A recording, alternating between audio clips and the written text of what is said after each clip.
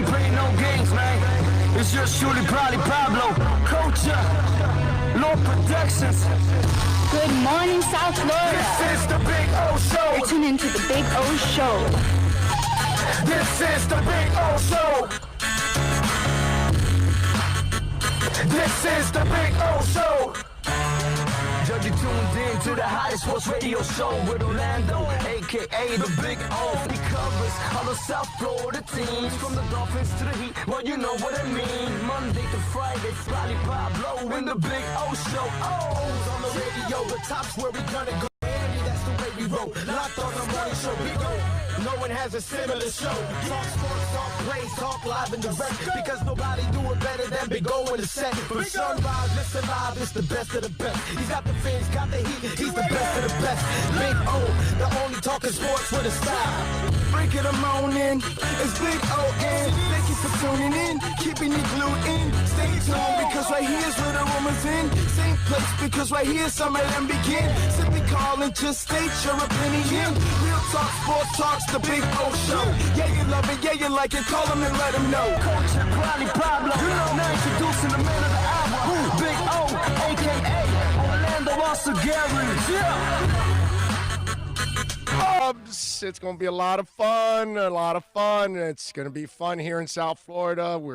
It's like we're turning a corner now, and we've got, good things coming up. Got a big game with the Dolphins and the Seahawks. You want to turn that down a little bit there? So all that good stuff, we got all that going on.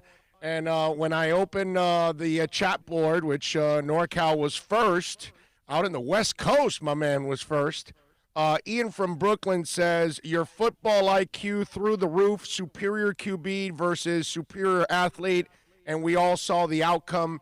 And you know what, Ian? It's funny because, and for all of you out there, right, I think sometimes we have trouble actually saying what it is because we like the person, right? Ryan Tannehill's a likable kid. Lamar Jackson is super likable. You know what I mean? He's humble. He's just a nice kid. But the problem is they're not real quarterbacks. And, I do a hit every Tuesday with the people in Mobile. And this morning they kind of asked me the same thing. And I said, since I was a kid, I was watching David Woodley try to be converted as a quarterback. Vince Evans for his Chicago Bears.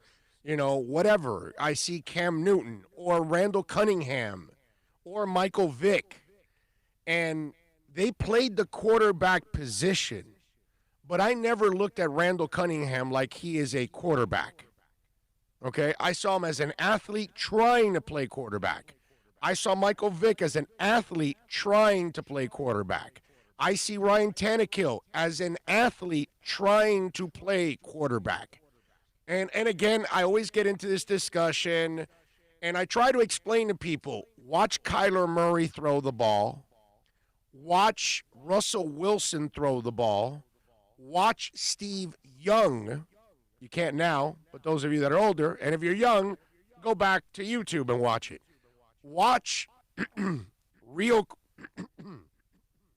quarterbacks, okay, that have athletic ability throw the ball. It's a whole different ball game. Cam Newton has played the quarterback position his whole career. He's never been a quarterback in my book and never will be, okay? It's been long enough already. I know he can't pass. He's not a passer. You know how in baseball, for the few of you that still follow baseball, there's a pitcher and there's a thrower, right? Greg Maddux was a pitcher.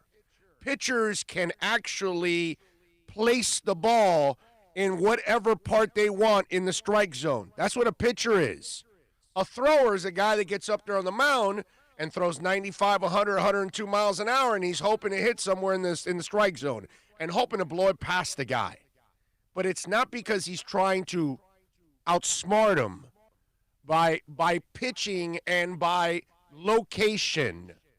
And when you watch Pat Mahomes yesterday, you watch a quarterback that can locate and put the football at a spot. You watch Lamar. Listen, there aren't 32 good quarterbacks in this world. So there's only like 10 or 12 that are like real franchise guys and passers. And the rest of the league, the other 20, let's say, are either athletes trying to play quarterback, mediocre quarterbacks, bad quarterbacks. That's kind of the mix of those 20. And so I don't care if it's Marlon Briscoe. You know, a few years back, I remember the New England Patriots had a kid by the name of Michael Bishop out of Kansas State. Short kid. But my Lord, he had a gun. He could. That was with Minnesota and Seattle. A kid that, again, great athlete. I like that kid coming out of school. And again, you kind of want to take chances on some of these guys, but you're taking a chance that you're trying to convert it. That's why I told you yesterday that the one guy for once in my 53 years that I've looked at the athlete that actually might be turning into a quarterback is Josh Allen. I haven't seen enough yet. I'm not ready to make that declaration yet. But all of these guys, okay, they have a fault. And for them, in order to make comebacks, they have to then ride their arms, and they can't do that. You know, yesterday, Lamar Jackson went to 0-5 in games where he's trailing by 10 or more points. Do you know why? Why do you think Lamar Jackson can't come back from a deficit? Because you can't come back from a deficit running the ball. You have to pass your way out of it. And that's the problem. And he cannot pass his way out of it. He's going to miss guys like he did. Yesterday, he almost fumbled. How many times he almost fumbled? Like 3 times almost. You know what I mean? And he missed certain guys. I know that they dropped a couple passes too. I get all that. But it's tight end, man. That's usually awesome. Yeah. Andrew. Yeah. But he also overthrew a bunch of guys too that he had open. And that's who he is. And that's why when you look at Russell Wilson and you look at Lamar Jackson, it's night and day. One guy knows how to pass the ball. Kyler Murray is look at it. Can Lamar make a living from the pocket? Can Cam Newton make a living from the pocket? Can Ryan Tannehill make a living from the pocket? Think about that. They can't. There's no way those guys can ever make a living from the pocket. They have to run. They have to use the run. In Ryan's case, he needs a running game in order to feed off of it. If his running game fails, he's got no shot. If he's trailing, he's got no shot. And Lamar Jackson, same thing. Great athlete. Phenomenal athlete. When he's out in the open field, you notice in the second half when they got something going, what was it with? Their legs. It wasn't with their arm. And that's where the kid falls short. That's where many quarterbacks over the years have fallen short. This is nothing new. And, you know, I appreciate Ian from Brooklyn with a nice compliment, but I just think people aren't willing to look at the brutal honesty of it. That's all. If you think Cam Newton's a passer, I can't help you. I can't. And he'll never be a passer. And that's what you have to do to all these guys. All of these athletes playing quarterback, all you got to do is put them behind the 8 ball. Put them in a deficit, and you take everything that they normally can do away from them, and all of a sudden, did you hear Lamar yesterday? Let's hear from Lamar when he was asked about Kansas City and his issues with Kansas City. Go ahead. How do you get over as a team the hurdle of the Chiefs, where it seems like they're the one team that opposite, I guess, against them for some reason. We just got to tighten up and play better, that's all. No, kid, you're up against a real quarterback. And the only way to beat a real quarterback is with another real quarterback. And that's what's going to happen to all of these guys anytime they get into big games against another team with a real quarterback. That's it. And if that real quarterback has a defense like Mahomes has, you're done. You're done. Because his defense will do the job, and then he's going to do his job with his arm.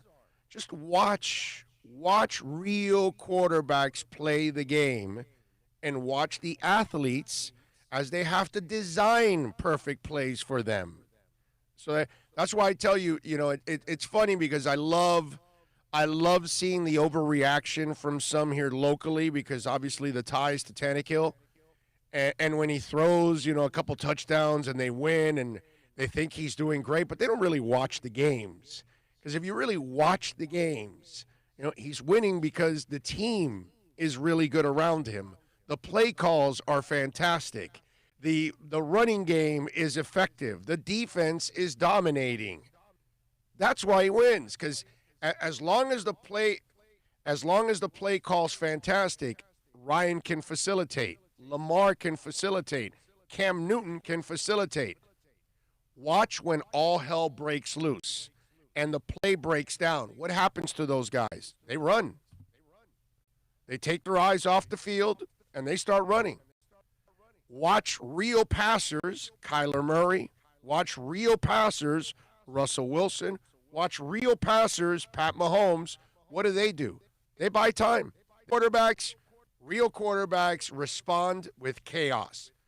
Play breaks down. The play you called, it's over. Now people are going to be and they're going to throw to spots. They can't do those kind of things. Athletes don't do that. Athletes don't see through windows. And windows are different layers of the defense. And sometimes you've got to throw through multiple windows in order to get to a player. Most athletes don't do that. Now, these athletes will wow you because they're athletes. They will make the wow throw every once in a while. And you will think, oh, wait a minute. He's a quarterback. No, he's an athlete. So he'll fool you, and he'll make a really nice throw in a game, maybe once or twice. Real quarterbacks make the throw all the time. Any quarter, any game, when you need it, they're there. That's what real quarterbacks do. Okay? That's the difference. I just think that people don't want to admit at times that what they see is a guy trying to play the position and it's mechanical. I mean, watch it. Watch Pat Mahomes play and it's supernatural to him.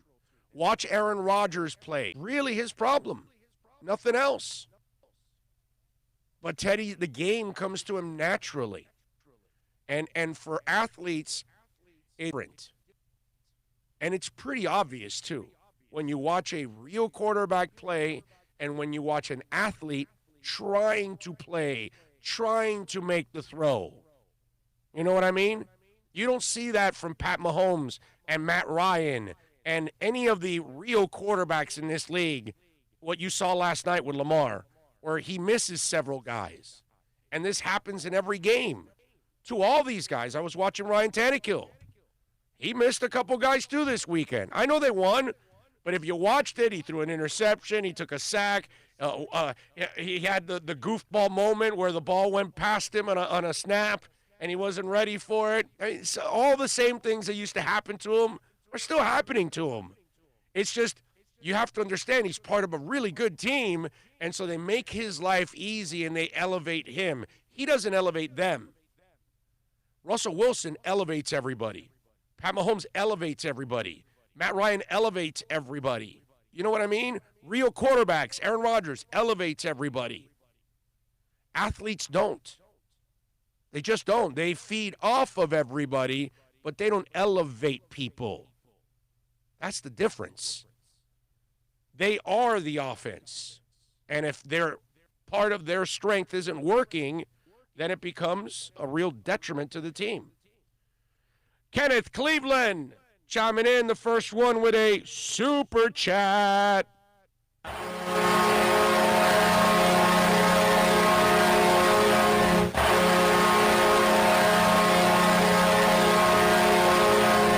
Thank you, Kenneth. Appreciate you as always, my man. And he says, good morning, Big O. Kenneth Cleveland is live from the Boom Boom Room. Holly, Selma, Sophia, and we have a new visitor, Scarlett, to the VIP room. Breaking news, Big O. The Miami Hurricanes just scored again. I love it. I love it. I love it. Scarlett Johansson, too. Very, very nice addition. Gotta say. Gotta say. Impressive. Kane scoring on a bye week. Yeah. Matthew says, Vikings shut down after 3 Titans players and 5 staffers tested positive for COVID per Star Tribune. Ben Gosling. Really? Wow. Well, I mean, I'm surprised still, but, you know, it's amazing. What are you going to do? Anyway, so we got all kinds of stuff to talk about today. Got a couple guests for you. It is a Tolentino Tuesday, so Josh Tolentino will stop by at 12:30. Jordan McPherson, our buddy from the Miami Herald. We figure, you know, the Marlins and the Heat are in the playoffs. So let's get a little preview at least of the Marlins today. We'll do something with the Heat tomorrow because they play in the evening. But the boys, they play, I think I want to say 2 o'clock or 1 o'clock or 2 o'clock, right? It is 2 o'clock. So tomorrow, we can't get Jordan on a game day. He'll be at the stadium, all that stuff. He's there in Chicago, by the way. He tweeted out a picture of him masked up and in the plane flying to Chicago. So we'll talk to him and see if he's had any deep dish pizza. That's because, you know, it is a crime to go to Chicago and not have a little deep dish pizza. You got to have that. So Jordan will join us at 1:30 to give us a little Marlins preview against the Cubs. And normally I would tell you the Marlins don't stand a chance, but in a 3-game series, hell yeah, they got a chance. Yeah, in baseball, you can beat anybody in a 3-game series. It really doesn't take much. NorCal, by the way, was number 1 in on the chat board. John Santos is in. Alexa V. I shaved, Alexa. I shaved this morning. Guillermo Arauz is in the house. NorCal says, will the Chiefs lose this year? They stomped a number 1 defense. I think they'll lose one because, you know, you always get tripped up and something happens and injuries and things. So I think they'll at least lose once, maybe twice. Let's see. Antonio is in. Marta is in. Ray is in. Herman in. Charles Reed, what's up, Big O, from Des Moines. Let's shock the world and take down the Lakers. Go Heat. They got a shot, man. I know they have the 2 superstars. I think Miami has the best team out of both. I really do. Let's see. Who knew the Stanley Cup was going on? Congratulations to Tampa, man. The Lightning, they win another Stanley Cup. I just pray my Panthers can figure out something. And I'm not asking you to beat Tampa. I'm just asking you to be good and get to the playoffs on a consistent basis. Alexa, I would have been first yesterday too, but my fingers were too sticky to hit send. That's what NorCal says. So the battle for 1 is in. Alan D. You'll see that interview where Lamar Jackson said he didn't have to learn anything from Mahomes. Maybe he should. It's a lot easier to say I got to learn than actually really do it, man. What Mahomes does is special. You know what I mean? Miami Dolls 305 says, I disagree, sir. Doug Williams was a great quarterback. Sir, Doug Williams, first of all, was not a great quarterback. He was a really good quarterback, but he was a quarterback. You're not understanding my conversation. I'm trying to tell you, Russell, I'm not looking at color. See, that's the difference between you and I, sir. Doug Williams was a real pocket passer, just like Warren Moon. Those are real quarterbacks. Now, Warren Moon's a Hall of Famer. Doug Williams is not. Okay? Warren Moon is great, sir. Doug Williams is not. Doug Williams had great moments. He was a really good quarterback. He was not a great quarterback. Okay? I don't know how old you are, but I watched Doug Williams play. from the get-go. Okay? He's not a great quarterback. You have no idea what you're talking about if you call him a great quarterback. Warren Moon, that's a great quarterback. But both of them were quarterbacks. Now, they had athletic ability, Moon less than Doug, but they were both pure quarterbacks. Put it this way, Lamar Jackson can't come close to those guys as a passer. Doesn't even come close. In Lamar Jackson's dreams, in his dreams, he'll never be Warren Moon. Ever. Okay? So let me just straighten that part out. Make sure we know what the hell great is and really good. Obviously, the Super Bowl, Washington, but him in Tampa almost beating Dallas was a 9-7 season. Yeah. And they got on a roll in the playoffs. Yeah. And almost beat Dallas. I know. Hell of a He game. had some incredible moments. Hell of a game. Hell of a game. But Doug Williams is not a great quarterback. That's very loose there. Let's see, what else do we have here? Raging Dolphin Maniac is in. Super Boom Shack, Gus 1388. Julius 305. Julius, I gave my wife the other thingamajig that you sent. So now she has one and I have one, so thank you, bro. You took care of the family. That's cool. I doubt my daughter would use it. She'd probably think we're a bunch of geeks and all that. Kids, what do you expect? Cliff Wellman is in the house. Jacques Bethune says Titans and Vikings shut down facility. Yes, we heard about that. Troy Ortiz, Lamar is not an accurate passer. No, he's not, sir. Raging Dolphin Maniac, Colin Cowherd laughably picked the Ravens to go 16-0. Colin Cowherd is the idiot that says Miami has two players, Bam and Jimmy, and no shooters. So, right there I know, okay, you don't watch the league. What do you watch, the Lakers because you live out west, and that's it? Okay, I got you. Now I know what you are. I know you're the guy that feeds off your producers. They do all the work for you. Raging Dolphin Maniac. Victor says, Victor Andres Carrera, absolute, he's just one of those dudes. We talk about it all the time.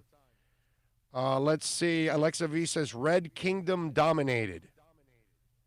What is Red Kingdom? Is that like your fantasy team? I may have forgotten there. Let's see. What else? Kenneth, can I get some Booms Farm sent to my room? Alexa says to preach. Pat in Asheville, Tennessee, and Minnesota. Oh, I got that already. Vikings say no positive test, even though the team played the Titans on Sunday. Shutdown was a precaution. I haven't seen any of that stuff yet. Tennessee contingency rescheduling plans are being discussed. Good chance Steelers via Titans rescheduled. Wow. That sucks, especially if you have fantasy players on that. So then you lose them for that week because then they get restart. Yeah, so what happens? Wow. You know what, man? You just opened up a monster can of worms. Plan accordingly. Have backups. Let's see, what else do we have here in the process? Everyone, let's take a moment to share the Big O Show on your social media pages and request people subscribe to the YouTube channel. 3,000 by Big O's birthday. Bro, my birthday's Thursday. That would require 230 people to subscribe by Thursday. There's no way it happens. I'd love it. I know you guys do your share of sharing all of this, but I doubt it. I doubt we get that many, but I appreciate it. Please subscribe. Please share. Please give us the likes, all that good stuff as always on the show. There's a little roll call for you on the program. We'll get to some Heat talk in a minute. But we got the Dolphins on Sunday. And they're going to take on the Seattle Seahawks. And what I love is how people feed you fear. And you know how it happens in politics now? People are fear mongers and all that kind of stuff. And I think we have a tendency of doing that also in football. Oh, no, they're trying to tank. Well, no, they're not. Oh, no, they're going to be the same team this year that they were last year after 0-2. No, they're not. Oh, they're struggling like they were last year. No, they're not. They're actually really competitive compared to last year. They try to scare you into all these things, right? And it's, well, why is Myles Gaskins playing? And let's make a big shit about Myles Gaskin and Breida not playing as much. And it doesn't matter. Gaskin is playing well. But let's just create some negativity somewhere, right? And so now this week comes up, and what do you get from your friends? What do you get from media? Oh, Dolphins playing Seattle. They got no shot. They got nothing. It's impossible for them to be. Russell Wilson is super hot. 14 touchdowns, 1 interception. He is. He's smoking hot. No doubt about it. But that's not the way, that's not the reality of what's going on. And that's why when people were saying everybody was picking Jacksonville, I picked the Dolphins. Why? Because I saw the trend the last 2 weeks. The person that is short-sighted says, well, I see 2 losses, so they're going to lose to Jacksonville. And I go, well, yeah, I see 2 losses, but did you watch the losses? Did you actually pay attention to those games? Because Miami had a legitimate chance to actually win those games. So that we're not talking about a team that is actually terrible. They just ended up on the short end. In year 2 of a rebuild, they just don't have enough against those teams at this moment. In a couple weeks, it might be a different story against the Bills. Might be a different story against the Patriots. By the way, the first Patriot face-off was 43-0 Patriots. The second one was a loss to the Patriots there. Patriots ended up losing a huge game at the end of the year. So it was a different game at the beginning and at the end, right? Just like I feel the Dolphins will be a different team the first couple weeks of the season compared to the last couple weeks of the season. I expect a much better team. And now everybody just looks at Russell Wilson. So let me ask you something. Can the Dolphins move the ball? Can they pass the ball? Have you seen them? Bill, have you seen the Dolphins pass the ball at all? Yeah, actually, decently. Right? They've done a pretty decent job of passing the ball. I would say efficient, right? Okay. I could go with the not a lot of mistakes. Right? I can go with that. I think couple drop balls. Right. Key moments. Yes. Yes. But other than that, better than average. All right, so Fitzpatrick has completed 71% of his passes. All right. 679 yards.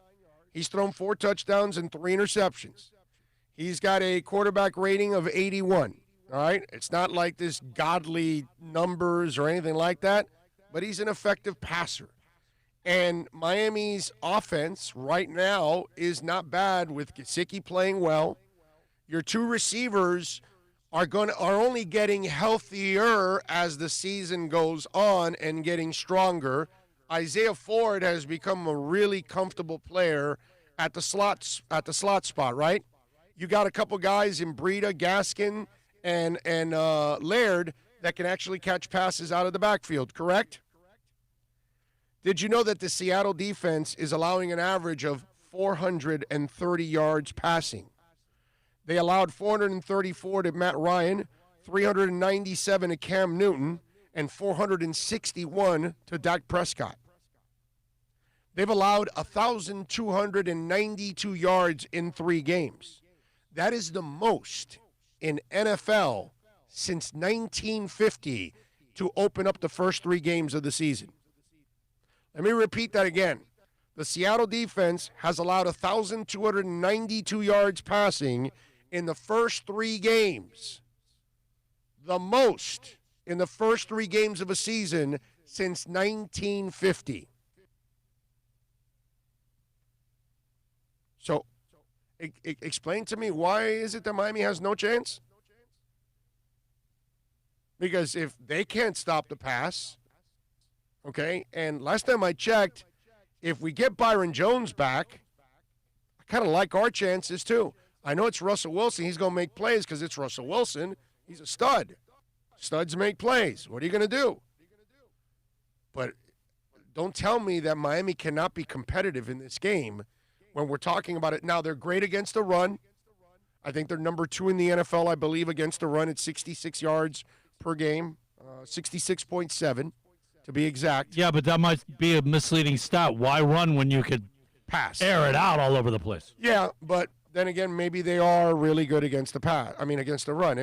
That does happen, so we'll find out. But my point is that Miami's strength right now on offense is the passing game.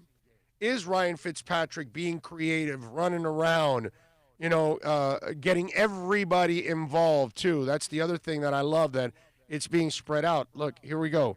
Receiving, okay? 12 for Gesicki, 14 for Parker, 11 for Ford, Gaskins with 15. Preston Williams has 5.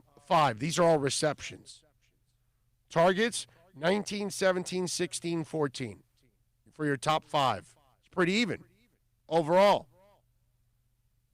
The drop-off is with Grant. He's only got 5, but that's kind of what you expect. He's caught all. By the way, do you know that Jakeem Grant has been targeted 5 times and caught all 5 targets? It's pretty good. I can remember the drops and all that stuff. So it's nice to see him actually, having some success out there. And that catch he made on the sideline, close to the sidelines this past week against Jacksonville was really, really nice. But I keep telling you this since last year. Don't allow people to fill your head with sensationalism, because that's what it is. And okay, let me find what will open the most eyes, that will shock people. That's what they look for. And instead of actually just, hey man, just why don't you call it like you see it, and then talk about the good and talk about the bad. And say, yeah, they can stop the run, but they can't stop the pass. So for everybody that's talking, because all you've heard so far with Miami and Seattle is they're not going to win. Russell Wilson's red hot, right? That's all you ever hear.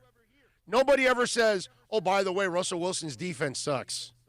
MVP talk. And he is an MVP. Right now, yes. 14 touchdowns, 1 interception. God bless him, bro. The guy's a monster. Yes, he is. But don't tell me that the Dolphins have no shot, because that's a lie. They're home. They've played tight games all the way through, and they even won a road game now. I just think that it gets overhyped, and people want to find the negative side to it every single time. You know what's going to happen, right? Somebody's going to write an article about how Michael Dieter isn't playing and what a disappointment. They won't talk about Solomon Kindley. No, they'll just focus on Michael Dieter, and it's like, well, okay, he's not playing, but the other guy is. You expect to hit on every draft pick? And maybe Michael Dieter turns out to be a good player, but right now, when he plays good, nobody sees it because he's a backup. And how many people, like we brought up yesterday, oh, you traded Laramie Tunsil, but, getting left tackles aren't easy. How many people are already talking about, by the way, Miami could have found their left tackle already? So the next 2 picks for Houston, you're playing with house money again. Let's over-dramatize everything. Oh, my God, you let go of Laramie Tunsil. How are you going to replace him? Well, so far it looks like you replaced him already. It's just there's always this edge to go to. Let's write about the worst case scenario. Let's write about the worst stat we can find. Let's write about all these other things instead of writing about, like, we're fighting through injury since last year, and Preston Williams is fighting through a knee injury. You know what we get? Oh, they can't get separation. Oh, they can't do that. And it's like, guys, you have to first look at what they're fighting through first. You know, you'll have. I had a guy that were like, oh well, they can't. It was one of the guys on the text yesterday. Well, they can't get separation. Do you know what's going on with those two guys? Did you watch them before the injuries? Because Devontae Parker can always get separation, but right now he's not 100% clearly, and neither is Preston Williams. Where's that article that says you have to admire these two guys? Doesn't exist. Let's focus and let's create the most sensationalistic, headline we can come up with. Let's do the craziest stat that we can come up with. Myles Gaskin could be hitting 1,100 yards, and somebody's going to write an article, well, they threw away a fifth-round pick on Breida. They didn't need him. They had Gaskin. So you don't want a team that wants to actually be prepared for the worst or actually add depth. You don't like that? Because I like it. So if you need Breida, you use him. If you don't need him because Gaskin is doing great, well, God bless you. That's fantastic. This is what went on with Gesicki. I explained it to you right away, right? I see there's going to be more max protect. And have you watched the games? There's more. They've got a young line. Now as the line has gotten better and played well, you can do less max protect. But early on, they were planning max protect because they want, you know what I mean? This is what we deal with. That's why I say that, I'm kind of proud that we have not gone in that direction, that we've kind of been really sensible here about the Dolphins overall. Let's see. Jose Perdomo says 103 points in the first two games last year compared to 15 points in the first 2 weeks this year. That O-line is looking better. Gaskin's playing great. Can't complain. Marlins playoff, Heat playoffs. Let's go. Fins up. I like it, Jose. I like it. Let's see. What else do we have on the text line? Joe says we need to keep 3 wide receivers in check, and we score 30-plus points. If we can do that, we can make it a game. Hope Jones and X play great, and O-line pass blocks great and keeps them honest with the run game. Amen? Let's see. King Short says, don't think there is one, just saying. I don't know what was the downside to signing Wake? Are you talking about Cam Wake? Is that what you're talking about? Situational players. Cam Newton's play so far this year. He's Cam Newton, bro. An athlete trying to play quarterback. That's all. Did you watch him this week? When they forced him to be more of a passer? It wasn't pretty. King, let's see. Okay, no. Matthew says, Greer haters constantly bring up Laurenti Carew instead of Preston Williams or Balaj instead of Gaskins or Charles Harris, but ignore Mike Gesicki. I could go on, narrative choosing at its finest. Exactly. Orlando, do you know which Dolphin players tested positive for COVID? Because apparently there's news report going around that some players tested positive. I have no idea, sir. Unless they tell us, I'm not, and I would not tell you if I knew, and somebody told me off the record, because then I'm breaking HIPAA laws too. That's a medical thing, dude. That's not my business. I can't do. I'm not gonna get in trouble just to break a silly story. You know what I mean? I've broken 100 stories in my life. I don't really need to break. I'm not here to break stories anymore. I don't find myself chasing that stuff that much. If it comes to me, fine. But something medically like that, I got to tell you, if I knew somebody tested positive behind the scenes, off the record, I still would not tell you. Okay? I'd wait for the team to announce it, the player to announce it. I'm not announcing anybody's medical issues, my brother. No. That's none of my business. I'm not doing that. So I don't know. I'll look it up for you. I'll see if there's anything. We'll have Josh Tolentino on at 12:30. It's a Tolentino Tuesday. So we'll ask him about that. I'm looking right now at the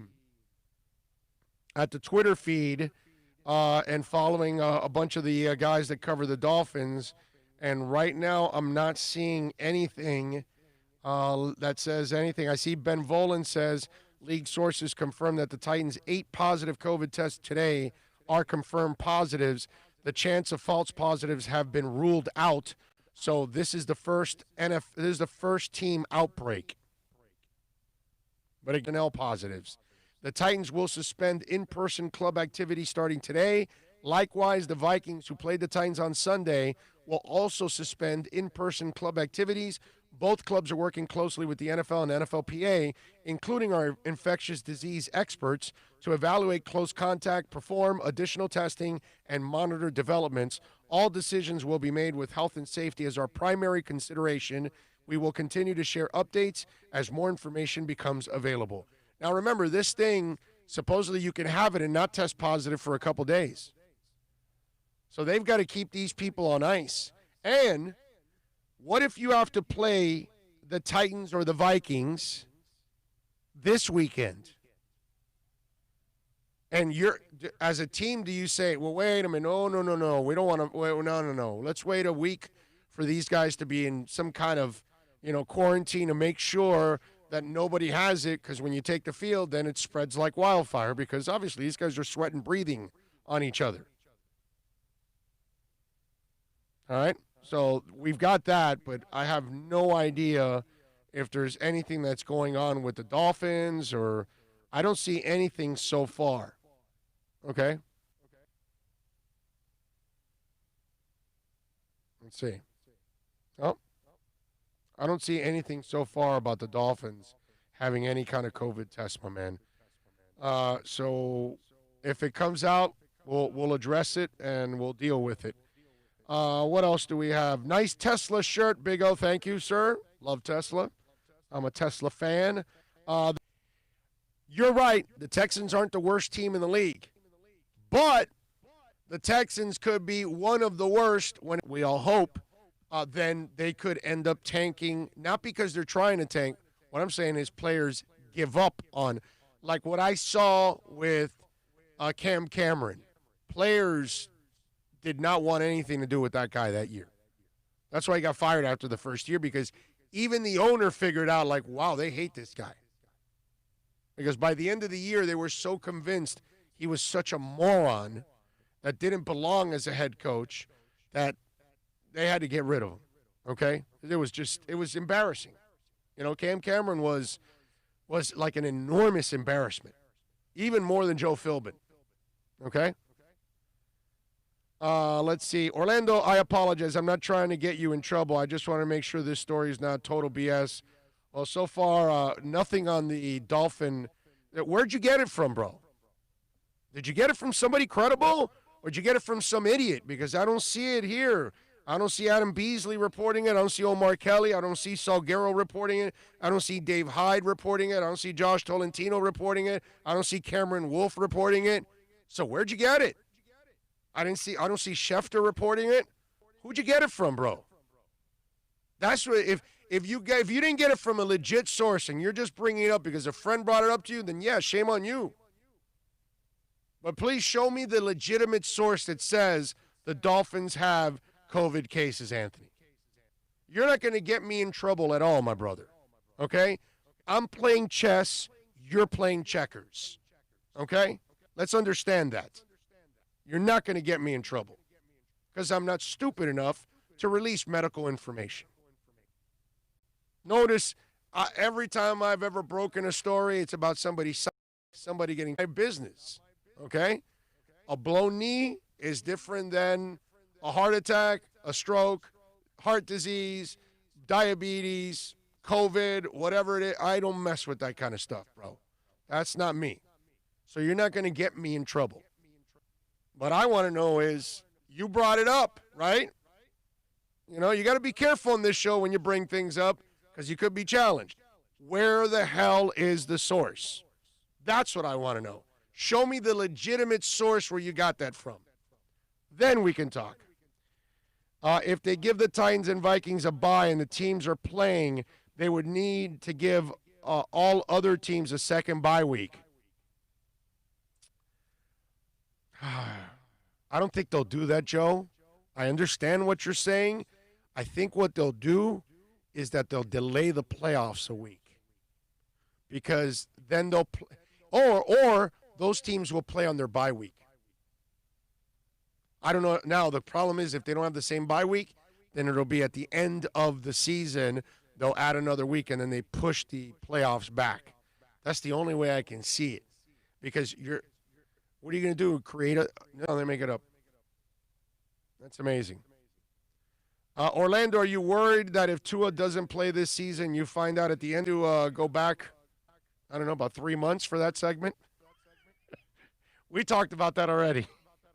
It's there. Well, that's a ridiculous argument already at this point. Why anybody would even get into that argument? MJ is light years ahead of LeBron. LeBron can do whatever he wants. He'll never catch up to MJ.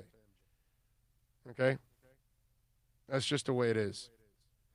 Adding a bye week this year is smart. It is, but when have they looked out for the players? Sources were pulled out of his ass. I got to tell you guys, the zone defense they played worked a lot better than the man-to-man they were playing. Well, they switch up, but I think it all depends on, the player, the situation, and that's why they change up coverages. That's why the guy that asked for Cam Wake, I told you, Cam Wake, you got to let it go, bro. They don't. If they don't want a run-stuffing linebacker in Raekwon McMillan, who's only a run-stuffing linebacker and can't cover, how are they going to get Cam Wake, who can only rush the passer and can't do anything else? They don't want that. They don't want players like that on this team. I think you guys, you gotta. If you're one-dimensional, you're not here. No, you got to reprogram yourself the way you think. This isn't the way things were done with the Dolphins in the past. They're doing it completely different here now. So it's a whole different ball game. I'm going for an hour, huh, to open up again. Okay. Yeah, just about 51 minutes and counting. This situation with this taking a week off, this is a real problem. Hasn't been taking a week off yet. I know, but we're probably headed there because if they're going to well, today's Tuesday. Depends on how many days you shut down. If you're able to be back on Thursday, because I think you're going to have to wait a couple days to make sure they don't have COVID. That it's spread through. Right. But they say that this could take 10 to 14 days before it really shows up in your system. So, right, because that's why they have a quarantine period. Yeah, exactly.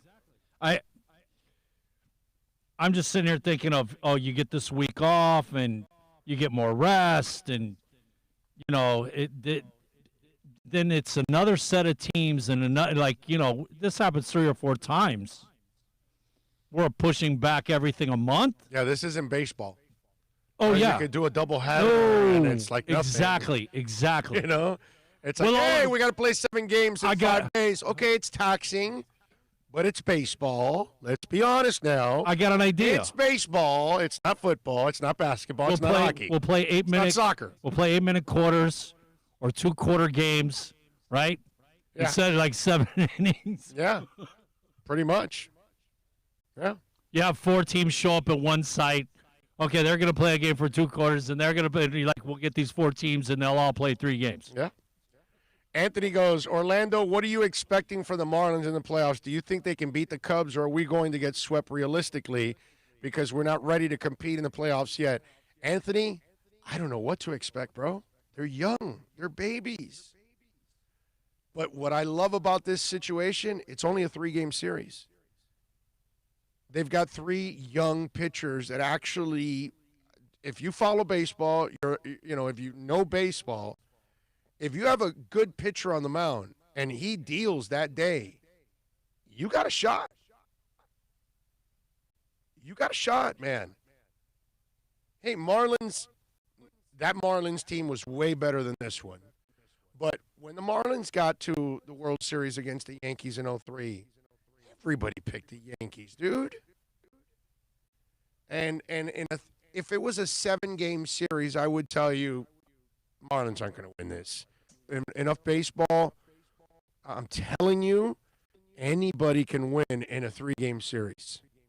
Miami could beat the best team in baseball in a 3-game series because baseball is a funny game that way.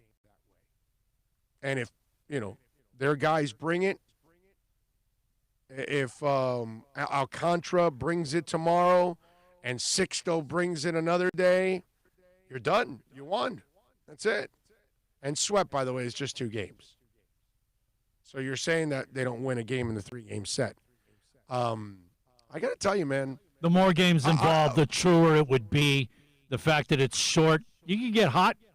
And baseball. And their bats go cold. Yes. I mean. Because maybe your pitcher is dealing. It's like a hot goaltender. For sure. Oh, yes. Same thing. Yep. You may not be that good. Panthers, mid-90s. Offensively, you weren't that good. But you had a great goaltender in defense, and that goalie came in and stopped everything in sight. Now, unfortunately, when you ran into the Avalanche, who are a big boy team with a great goaltender, and they could score like crazy, the rest is history. 4-0 loss and got swept. It is what it is. But if you got a hot pitcher in baseball, you're good, man. And Kinsler has done a nice job closing this year. So, yeah. Here, look. They got a shot, man. Is it a big shot? No, but I'll go 15%, There's something there. Listen, put it this way. If they were able to get to the playoffs in 60 games, they proved they were one of the better teams or good enough to get in the playoffs. So they got hot enough over a 60-game stretch that they won enough games to get into the playoffs. You're going to tell me that in a 3-game set they can't get fortunate enough, things can't go their way, and they can beat the Cubs and knock them out? Hell yeah. Hell yeah. Okay. Oh, one more thing. I believe they're the 6th seed. They weren't even the lowest seed in a 60-game series. A season, I'm sorry. Am I right? Aren't they the 6th seed? So there was a 7th and an 8th seed. So there were 2 teams worse than the Marlins that made it into the playoffs. So, yes, they got a shot. What do I expect? I have no idea. I'm just happy that these young cats get early season was super important, man. J.J. Bleday, could use that entire minor league season, Let's take a break. Before we do want to remind you that EJD Construction, man, call Eric right now, 305-433-4843. You're looking to expand and improve that man cave? Call Eric, man. I'm telling you, at EJD Construction, 305-433-4843. You're going to love what Eric brings to the table. He and his guys are absolutely amazing. Listen, they've been at this for 16 years. Accredited addition to your home because you've got some relatives moving in. Some families are expanding because of COVID. 4843, go to their Instagram page. You can see a lot of the before and after stuff. It's at EJD_construction.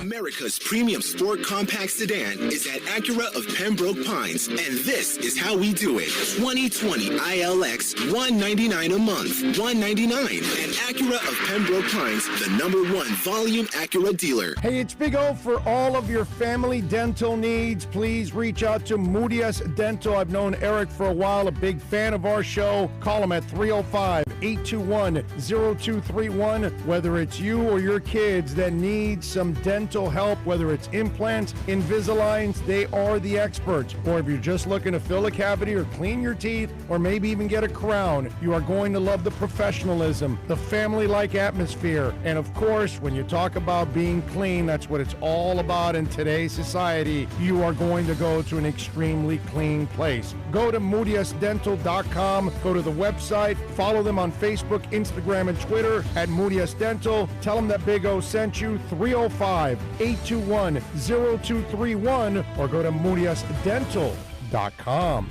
Are you tired of watching the same old travel videos on the internet? Well, then check out MikeNoGoZones.com. a travel documentary that's breaking barriers. I go to the places that the media tells you to peer, where no one else dares to go. That's West Pines at 12397 Pembroke Road. Yes, they have got legal THC. You've got to check it out. Mention my name, you'll get 20% off. Tell the boys out there that I told you to get on down to VSS West Pines, 12397 Pembroke Road, and call them 954-613-3367. Legal THC, CBD, all of your hookah needs. You go to VSS West Pines.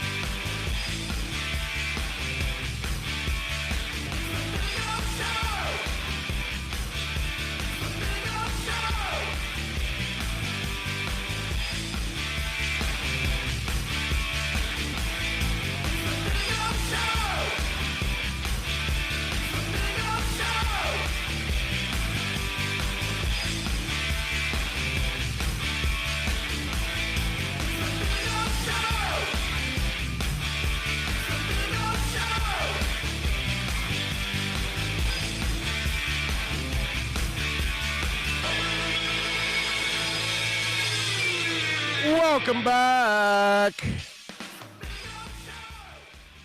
If y'all want to get in, you can send in your questions on the YouTube chat board, on the Super Chat. You can send it in on the text line at 786-322-1105. That's 786-322-1105 if you want to get in on the text line. And, of course, on Twitter at Big O Show. Follow us there as always.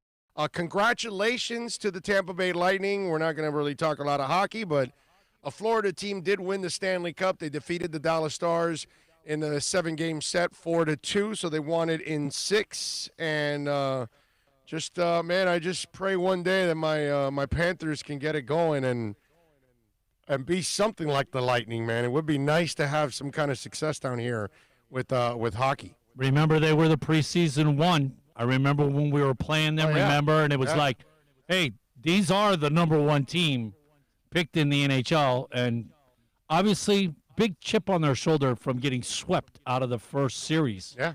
And brought it this year. Yeah, no doubt. So we aspire to be like them. Congratulations to them, man. Let's see what happens there. The other thing that I wanted to talk about on the program, they fired Doc Rivers yesterday, and I got to tell you something. I have no problem with them firing Doc Rivers. I really don't. I think it was the right move. This is a guy that had one of the monster. When they fired him, I thought it was the right move. When you're as flat as they were going in that series against Denver, and you give up a 3-1 lead, and your team shows that lack of interest, you know what I mean? I had no problem with that. I know he's going to get a job right away, and I'm hearing screaming talking about Tyronn Lue and all that, which I still don't understand that one either. I don't know what made him some kind of a great coach or anything like that, because you rode LeBron. Like, lose my patience with people with Spo, because it was like, okay, wait a minute. Did you watch him coach before the Big Three? And have you watched him coach since? And anybody that would think that his success is only because of the Big Three, you'd be a moron. You know he's a hell of a coach. And now that he's in the NBA Finals again with a completely different team and not one superstar on it, this is one of the better coaching jobs, in the NBA in the last 25 years. Okay? Very few people have done a better job than what Spo has done to get this team to the NBA Finals, and how he has developed players. You know what I mean?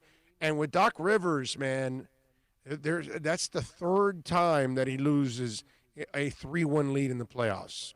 You can't have that kind of coach. One of the things that's funny that they keep saying about Tyronn Lue, he has all these relationships with the players, and he can bring players, and they'll want to come and play. They don't talk about he's a great coach, he's a great motivator. Like, none of that. Is his relationships and what players he might bring over there. Yeah. That's it. Yeah. I just when I saw that, I was like, wow, that's a smart move finally on the Clippers' part there.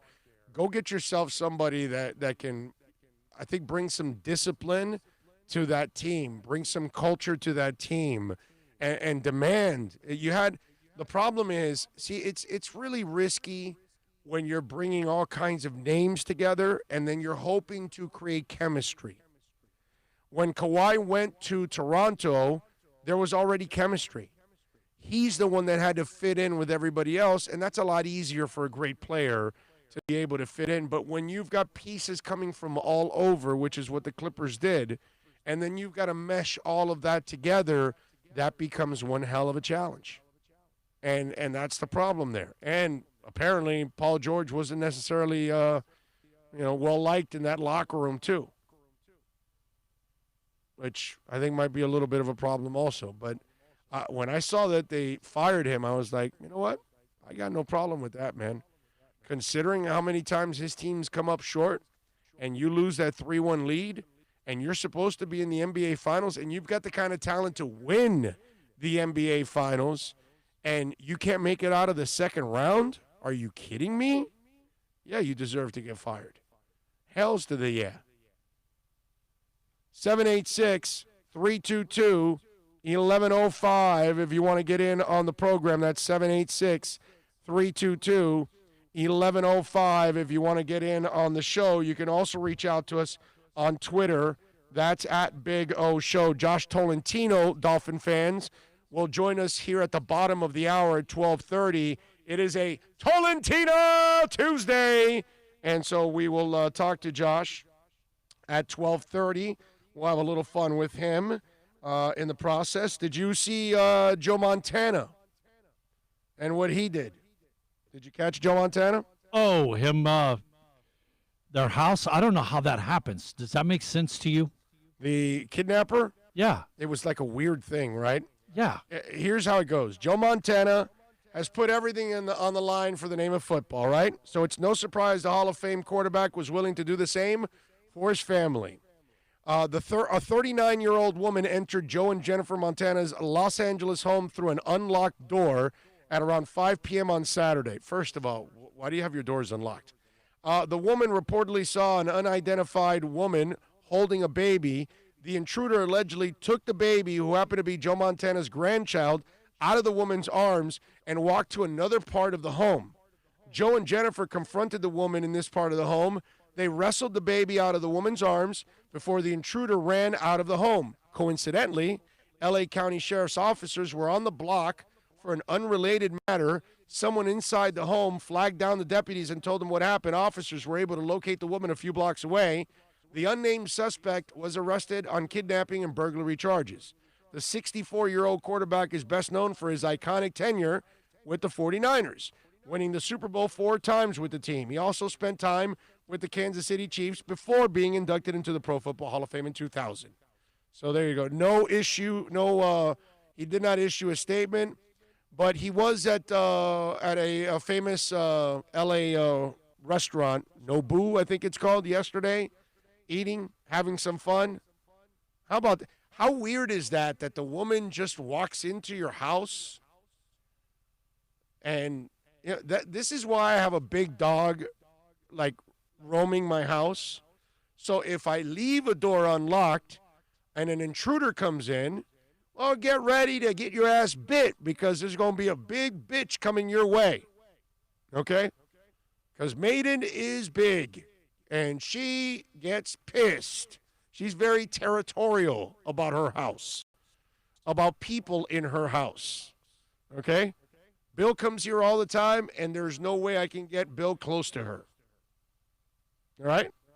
Okay, that's how it is. All right? I got to keep the dog completely separated when I bring Bill here over to the house. I got to put her in my man cave, which is the two-car garage. So she'll go there for a couple minutes while Bill comes upstairs. That's how it goes. I appreciate your efforts in this capacity. Well, yeah, I do. I don't need you to get bit, you know. She's a big girl. She's strong as an ox, dude. Man, my dog is strong. So I would suggest to Joe and his wife that you get a dog. A nice big dog. You know, I love my little dogs, but obviously they're just going to bark. They're not really going to protect you much. You know, anybody's just going to kick them, and they're going to go flying 40 feet because they're tiny. But I love my big dog, and, you know, I got to get another one. I need to get a second big dog because it's 3 small ones and a big dog. So I want to get another big dog so there's 2 big dogs. They can hang out with each other and screw around, all that. Because my big dog tries to play with the little dogs, and it's kind of like she just paws a little one and knocks him down. Because, you know, they weigh 4 or 5 pounds. She weighs 70-something pounds. You know what I mean? And strong. Damn, strong. So my suggestion, Joe, is get a dog. Did he smack the bitch? I got to tell you something. You come into my house, you grab my child or grandchild, I'm ripping that child from you, and then I'm beating the crap out of you. Man or woman. Okay? Anybody trying to hurt my child, I don't know if you get to just walk out of my house. I don't know about that. Maybe I don't even beat her up. Maybe I just say, Maiden, get her. And that's it. You know what I mean? That's all. Oh, you're like the dog in I would have Once Upon a Time in Hollywood, in Hollywood, right? Oh, When yes. Brad Pitt just, you know. Yep, that's it. That's it. That's it. I don't know. I got to tell you, man, that woman would be in some serious. I know my wife would have gone ape shit. Okay? Apparently, they're really cool. My wife would have unloaded on that woman. Knowing the way my wife is about our daughter and about our dogs, oh, man, you're dead meat. You're dead meat. I don't know. I kind of have that part. I don't. That's the part I have a problem. Contemplating and comprehending. I'm sorry, is the word I'm looking for. I have a problem comprehending that woman just weird. I got to tell you. New York Kane says, hi-oh. I'm not sure if you heard, but 3 players, yes, we heard, yes. We heard. We don't know what's going to happen. We don't know the players, all that good stuff.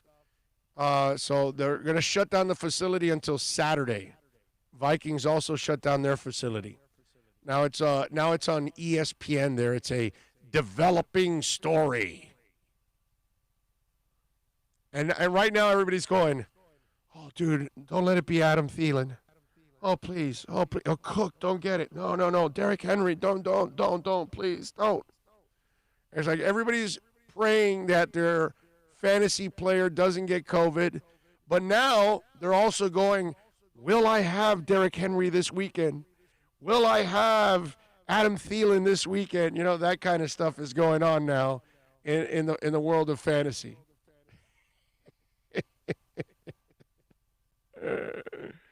Oh, I gotta love it. Drone Spy says, I'm not going to talk about this anymore, but these athletes need to start talking about being more equal. Oh, whatever. Let's see. I did enough politics for 4 months when we didn't have sports.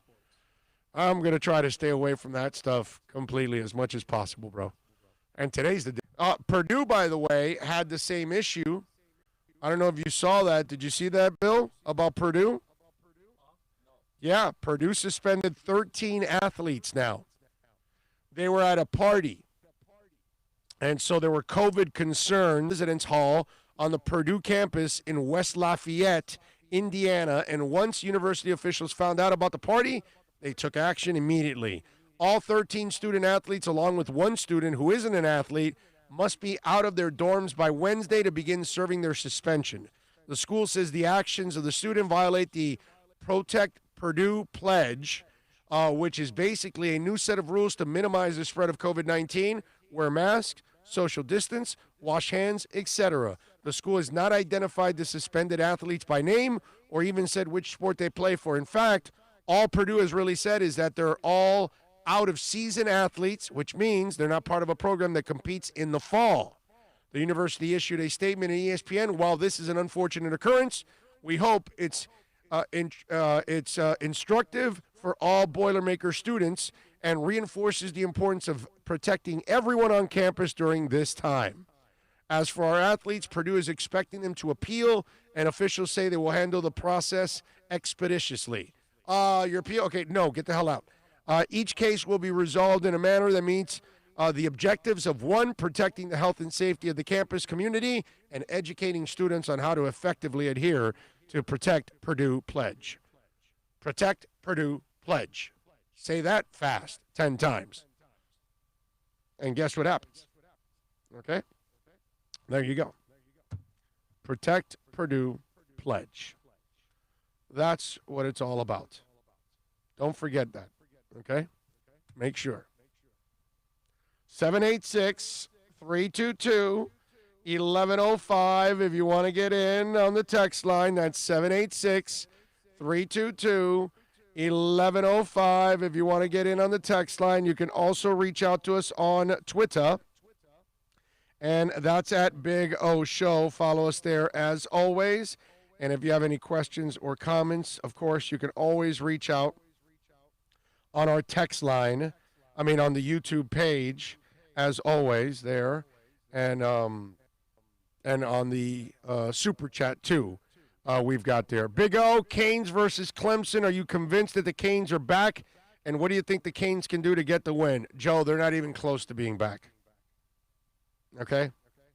Let's now not get ridiculous now, okay? You know, just be in the game. Just give them a game, right? And that doesn't mean you're back either. Okay? But it would be nice if they can be somewhat competitive with Clemson. That's all I'm asking for. I don't know. Well, no, I do know. But because it's kind of like the same thing with Marino and getting the next quarterback. We're like dying to get to it already. And we're all dying for the U to get back. And every time there's like a monicum of success, we want to start, hey, is the U back? And I don't know how you can even come back. Let me ask, Joe, did you live 87? Did you live 89? Did you live 91? Are you old enough for 2001? Do you remember those Canes teams? Does this Canes team resemble anything that? There. That's all. I just answered your question. Okay? So when you see these Canes teams resemble 2001, okay, 97, 90, no, I'm sorry, 87, 91, 85, no, not 85, 83, right? 83. 83, 87, 89, 89, 91, 01. 86. Okay? 86, 88. Yeah, 88. When you see them resemble any of those teams and they look as good as those teams, now the question, does this team, is it equal to any of the championship teams in the past or even the teams that were in championship games? Because I still think to this day, the 86 Canes are the greatest UM team ever, the one that didn't win the title in the Fiesta Bowl. Please tell me, any of those teams there resemble those teams? Tell me. I want to know. The 88 team, it's the Notre Dame loss. Right now, I'm just. That's it, you know. Joe says, yes, sir. I agree. Just wanted your thoughts. Huh? No, that's not what I asked, bro. Answer that. That's what I want to know.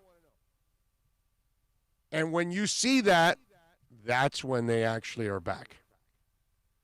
If they can't compare to those teams, they're not back. They're not even close. Let's remember, what is it, how far back can we go now? 5, 4, 6 times we played Clemson. Yeah. We have gotten our asses waxed. Yeah. Like It's not even 30, close. 40, Okay? Not even close. If we're within 14 points, it's a huge improvement. Yep. Which is pretty sad. Yep. John Rouse is in the house. Wow. He is in.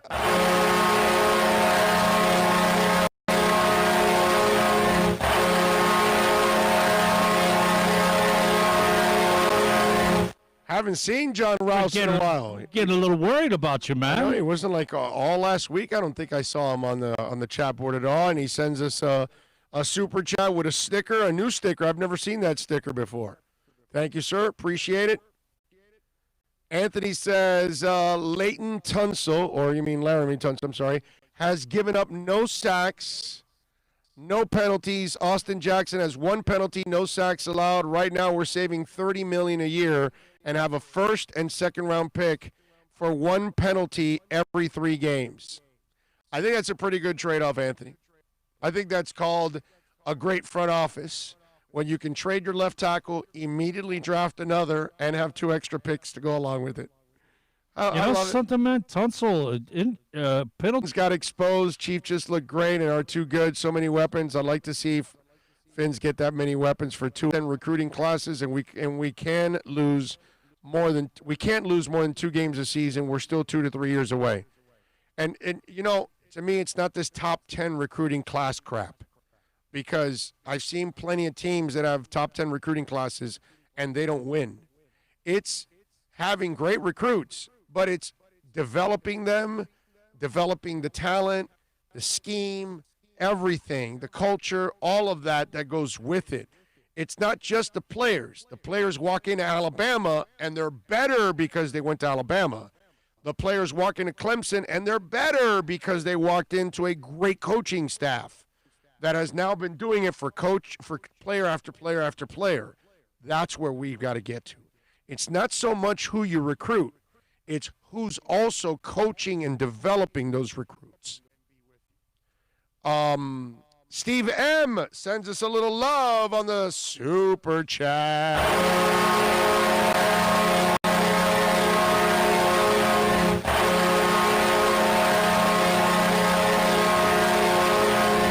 I like it. He's got me on a chair that's got fire on it, because that kind of looks like me. Nice job by you, Steve. That sticker. I like it. Very cool. Are you in fuego? Is that what he's trying to imply? Kind of, yeah. Yeah. Yeah, it's like a fat, pudgy rhino, so it kind of looks like me. And then it's like skidding.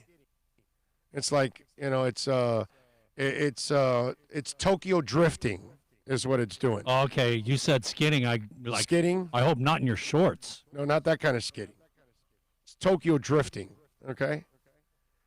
Remember 2 years ago when we beat Notre Dame and people said we are back, and then Clemson whooped them the following week? Yep.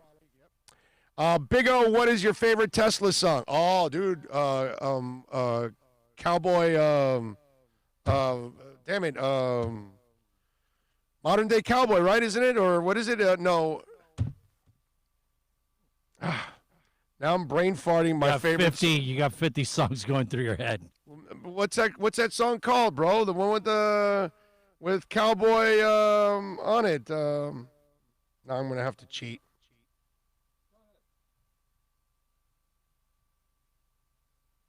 Modern Day Cowboy, yes, I was right. Didn't I say Modern Day Cowboy? Modern Day Cowboy. Love that song. If you didn't say it, you were thinking it. Yeah, love that song. That's my favorite Tesla song. Let's see, what else do we have here after Steve M? Because we got to go to Josh Tolentino. GP Traps got me with the hot seat there because he saw the sticker. Drone Spy, I beat up a guy with a golf club at 3 a.m. because he was trying to break into my house, but I'm beating the crap out of you, dude. Seriously. And thank you all. Hide those clubs closer to you. I have, besides a gun in my house, obviously in my bedroom, I have a bat also. I have a Louisville bat right next to my nightstand, always. Is it a nice light metal, aluminum? No, it's wood. It's wood. It's the wood. Okay. It's the wood that makes it good. Okay, I'm going Kenny Rogers on your ass. All right? That's what I'm doing. You break into my house, I'm going to shoot you, and then I'm going to whack you over the head to make sure that I put you out. Bam, bam. Okay? Growing up around the block. Well, one, my dog will get you, and if not, the bullets, and then the bat.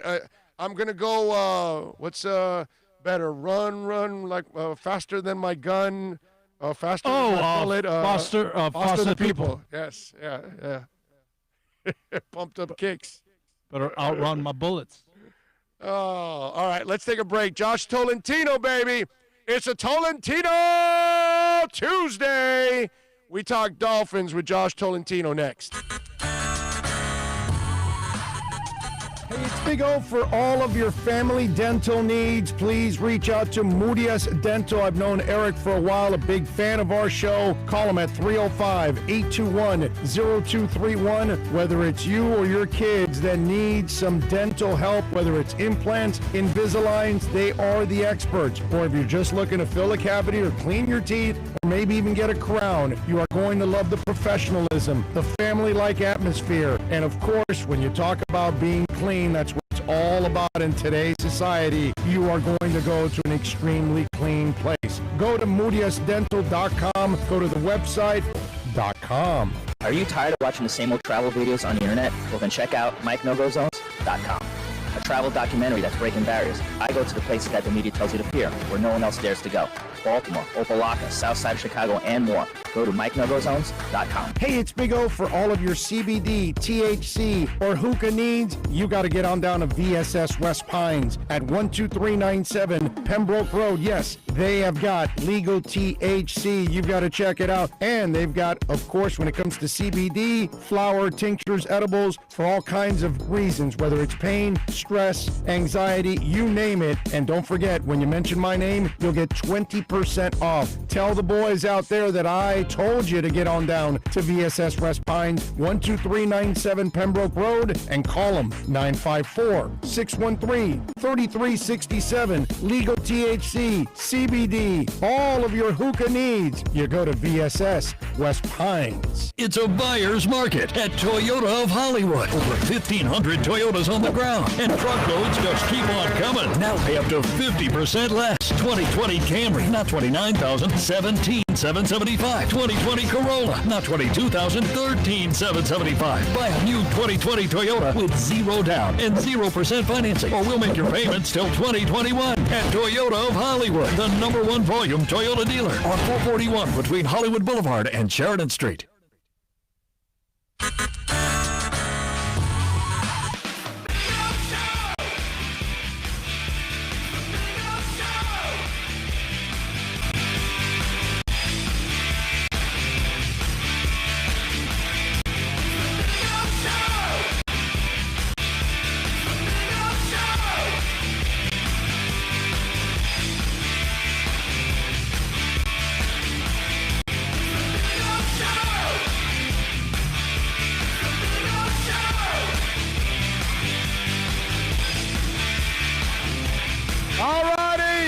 It's a Tolentino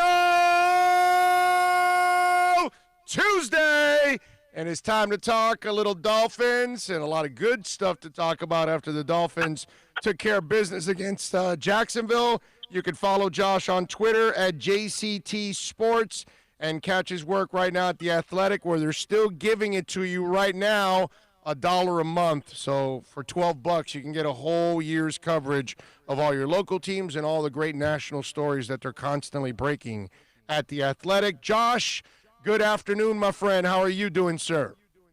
Hey, my man, Big O, what's going on? You know, it took 2 months last year for the Dolphins to get that first dub, and, you know, they've got to be feeling good, but they can't celebrate for too long, you know, getting this first victory in week 3 because, you know, a very tough opponent coming to Miami this weekend. Yeah, well, look at the dude you cover every day. You think that guy's going to allow them to actually enjoy it more than 24 hours? I'm sure they take like that Heat attitude, like, okay, 24 hours and now we move on to the next the next opponent, that kind of stuff. I think Flo's one of those guys that's not going to sit on that. I mean, think about this. Look what happened last year after 0-7. They stayed in it, and then they ended up 5-4.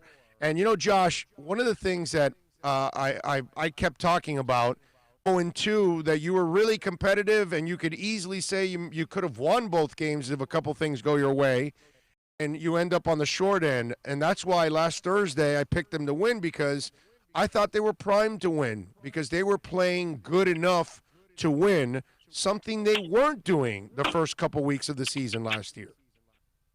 Yeah, definitely. I think specifically with that Bills game. That's right. That was very, very winnable. I mean, Josh Allen, he had, and, you know, we're seeing as the weeks progress that Josh Allen's the real deal, that he's really, you know, stepping into himself in year 3. But really, if the Dolphins secondary played any type of defense and didn't allow, you know, one of those 4+ plays of 40 yards completions to, you know, various receivers, Stephon Diggs, that if they stop one of those, they probably win that game. So, you know, this team could be easily 2-1 as they are 1-2. So, but you bring up the culture, man. I'm loving that word, you know, getting acclimated still to the area. And, you know, I need to get myself a Miami Vice Heat jersey before the finals kick off, man, because, I mean, this is such a fun team to watch right now. And even Flo is wearing, you know, Miami Heat gear in a lot of his, you know, availabilities when we see him on Zoom. So a very exciting time to be in town. Yeah, man, no doubt about that. It's fun to see what's going on, and it's nice to see that Flo also is there. I think that's a really, really cool thing.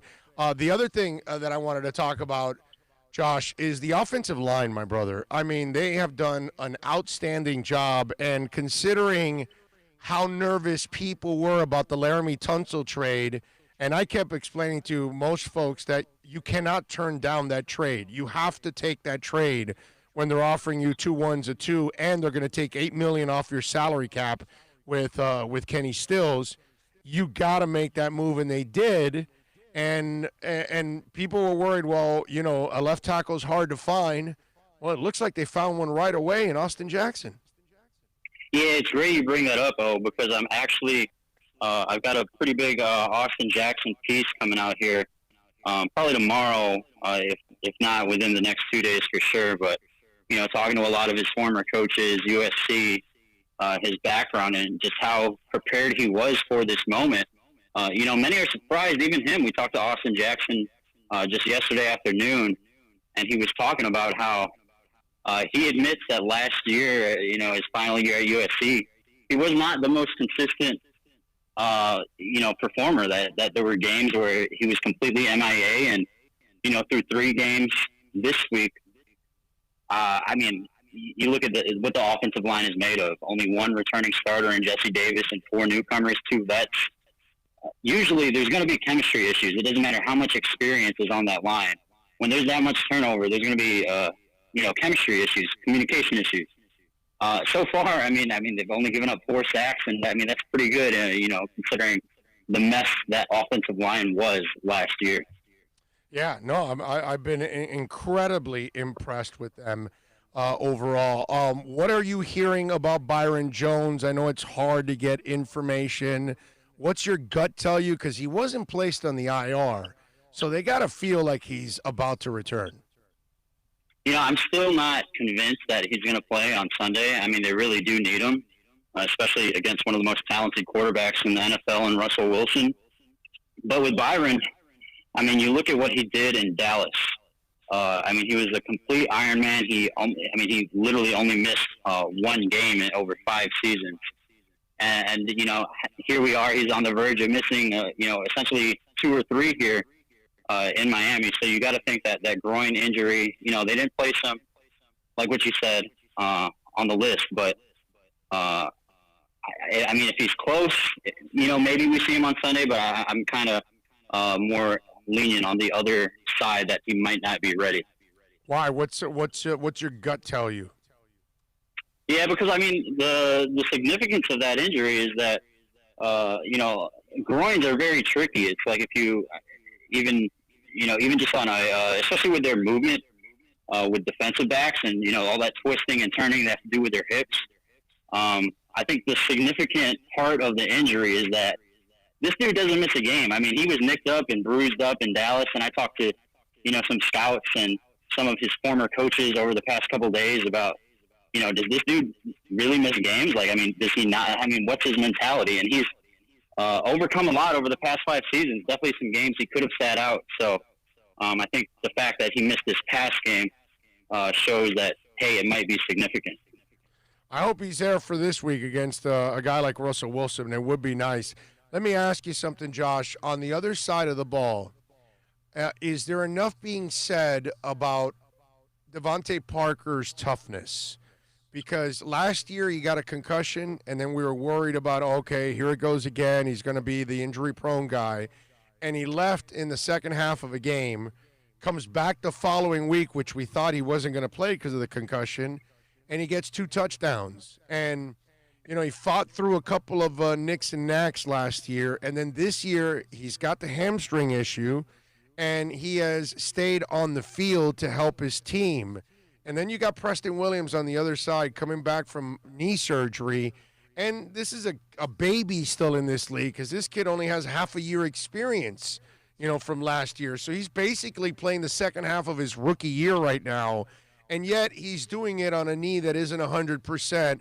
I got to commend the toughness from both receivers, especially Devontae Parker, who has been so injury-riddled for so many years and had that label that, to me, in my eyes, he's kind of shed that label of the, soft and never there. I see a tough guy now, is what I see in Devontae Parker. Yeah, when you look at the when the hamstring flared up in Week 1 against New England, he didn't come back in the second half. I had actually heard that following day, they had actually looked into it and everything came back clean. So it's really just that mental hurdle of, he knows that he's got some soft tissue injury history, risking it out there by, giving 110%, which by the way, you can clearly see that as much of a warrior that Devontae is right now and that he's trotting out there, he's clearly not 100%. The way he's getting out off the line of scrimmage and really competing with those corners, we know he's way more explosive than what we've seen these past 2 weeks. So it's clear he's not 100%, but I think it means a lot that he is getting out there, especially since Preston Williams kind of still is battling the same thing. Also a mental hurdle. I think it was a huge part of his development to get that touchdown this past week. Especially, it was essentially kind of the same route that he dropped in Week 2 versus the Bills. It was a slant route right at the goal line. This time he was able to catch it in much tighter coverage. So I think that will do that's a big step moving forward for Preston in terms of confidence level. Are you looking at the Dolphins like they have a chance this week against the Seahawks?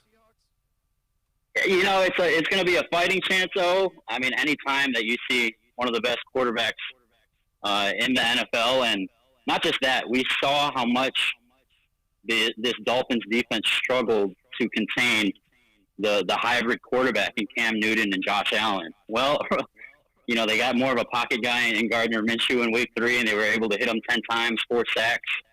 Russell Wilson and Gardner Minshew are not the same, so Russell Wilson presents a much more tougher challenge, similar to the quarterbacks they saw in Week 2, and honestly, better than those guys. So it's hard to see the Dolphins winning, but who knows? Maybe this defense, gets that confidence they need in seeing that first dub, and also, sacking Minshew a handful of times, and maybe they bring it on Sunday. Maybe bring that juice and carry it over, but. Russell Wilson, I think we've seen in these first few weeks that he's still one of the most elite quarterbacks in the NFL. Now, do you know how bad Seattle's defense is? We know they're bad, and not just that, we know that they're hurt. There's so many guys really on both sides that they're hurt. And you look at these next 2 weeks of the Dolphins' opponents, San Francisco the week after, Seattle this weekend. I mean, those are 2 winnable games, especially considering how banged up both teams are. Really just significant injuries to both teams on both sides of the ball. So they've allowed maybe that plays. They've allowed 1,292 passing yards in the last 3 games. That's the most passing yards allowed in the first 3 games of an NFL season since 1950. And this is I talked to Chan Gailey this morning, though, and one of the funniest things that he said is that it's not against the rules to start the game with 3 scoring drives, and I think our offense, once they saw that happen, once they had it happen on the field, that hey, it's not against the rules that we can score every drive. Let's go out and do it. So I think the confidence level of getting that first win and seeing rhythm and flow on both sides of the ball, attacking the quarterback with that front 7, I think that does play a big role moving forward. That hey, we're 3 weeks in and we got that first victory after last year. It took 2 months. Yeah, that's why I think, Josh, they actually have a chance this weekend against them, because if Fitz is able to pass the ball against these guys, and not only the 2 receivers, but obviously Gesicki's playing out of his mind right now. He's playing great football, and Ford has really turned into a nice slot guy in the process. He's helped move the chain, and even I was looking at Jakeem Grant. He has caught every target that he's been thrown to. So it's things are pretty nice right now in that passing game, that this is actually an opportunity for the Miami offense to kind of build on what they did last week. Yeah, you mentioned Jakeem Grant. I think he had the best game of his season, this past Thursday in Jacksonville. You think back to that catch that he made, a very diving type grab to a part where, he wasn't on the field. That Fitz threw it short, and he knew that Jakeem was going to make a play on the ball, and he was. And not just that. After he caught the ball, he still picked up 5-10 more yards after realizing he wasn't down. But one play I just want to talk about specifically with Jakeem is that Chan Gailey, he's showing some creativity. A lot of people were questioning, the first 2 weeks about, is this the right guy? Well, not only did we see rhythm and flow in their first few drives against Jacksonville, we saw some new wrinkles, specifically with Jakeem on an end around, picked up 30 yards. They did a fake handoff to Matt Breida, then Fitz throws to Jakeem, or hands it off, in the backfield, and Jakeem goes the other way for 30 yards. So, and, that also occurred on first down, so probably when the Jaguars weren't expecting it. So I think we're seeing a lot more from Chan Gailey, and like what you said, Jakeem Grant is starting to show out. Josh Tolentino, by the way, for The Athletic, he joins us every Tuesday at this time at 12:30 to talk a little Miami Dolphins. And, of course, you can follow him on Twitter at JCT Sports. Before I continue with the Dolphins and Seattle, so you got your Rays winning it all? Is that what I saw on social media? Yeah, I'm actually, helping out a little bit with coverage. They've got, obviously, all the games start tonight for the postseason. I actually think the Marlins, speaking, since we're on this side of the state, this side of town, I think they've got a really good chance against this Cubs team. I'm not really convinced by that Cubs bullpen and their pitching, being a Chicago native and seeing them over the past few years. So that was really the death of them last year. So I think the Marlins have a good chance to go into Wrigley and upset them. But, yeah, I think the Rays, they're kind of built for this season, though. It's you think of all the creativity and analytics that goes into that team, and just so much differences in this season that I think this is their type of year to win it. Yeah, hell, they won the division, which is impressive as hell. And in a season like this is actually the kind of season that the Rays could pull off. Yeah, you're probably right. And it would be amazing, right? Because the Lightning won last night, the Stanley Cup. Can you imagine if the Rays end up winning the World Series, and if Tampa Bay and the Bucks actually make a run for the Super Bowl? The people out there could be living life large, bro. Yeah, exactly. I was talking to Blake Snell last night, their game 1 starter tonight against Toronto, and he kind of expressed to me the same confidence that they've really had all year. That like every team across the league, they faced a lot of injuries, but they feel like this is their type of year to win it with all the crazy scenarios and everything that they've gone through in terms of COVID protocols. That they're this crazy wacky team and this crazy wacky season. So you know what, maybe they might take it all. Let's see, man. That's going to be a lot of fun. And I'm with you. I think the Marlins have a chance also because it's a 3-game set. I don't even the best team doesn't always win in a 3-game set in baseball because that's baseball. In basketball and in football, if you had to play a 3-game set, 95% of the time the better team is going to move on. But in baseball is the one sport that I could tell you the lesser team has an easier chance to pass in a 3-game set because the Marlins have 3 young pitchers that are pretty talented. And if a couple of those kids come in dealing, you got yourself a shot, man. Yeah, and I think we've seen with the Heat in the bubble that even though Major League Baseball is having this home field advantage for, those top seeds, is it really home field advantage? Obviously, there's no fans. But the other thing, I've been speaking with some players over the past few days, they're not even sleeping in their own homes. I'm talking about the home team here. They're actually in their own bubble in like a local hotel. Smart. At each city. So, they're not even able to sleep in their own bed. So I think it's, more of a less home field advantage, if anything. Yeah, that's smart stuff there. So, see, that's why you got to subscribe to Athletics so you can get some of your baseball coverage too there, and you can follow the playoffs there. All right, so Josh, when you look at the running game and you look at Myles Gaskin, I think you reported many times that he was the better player in training camp. Have you been surprised at what you saw in training camp translated to the regular season?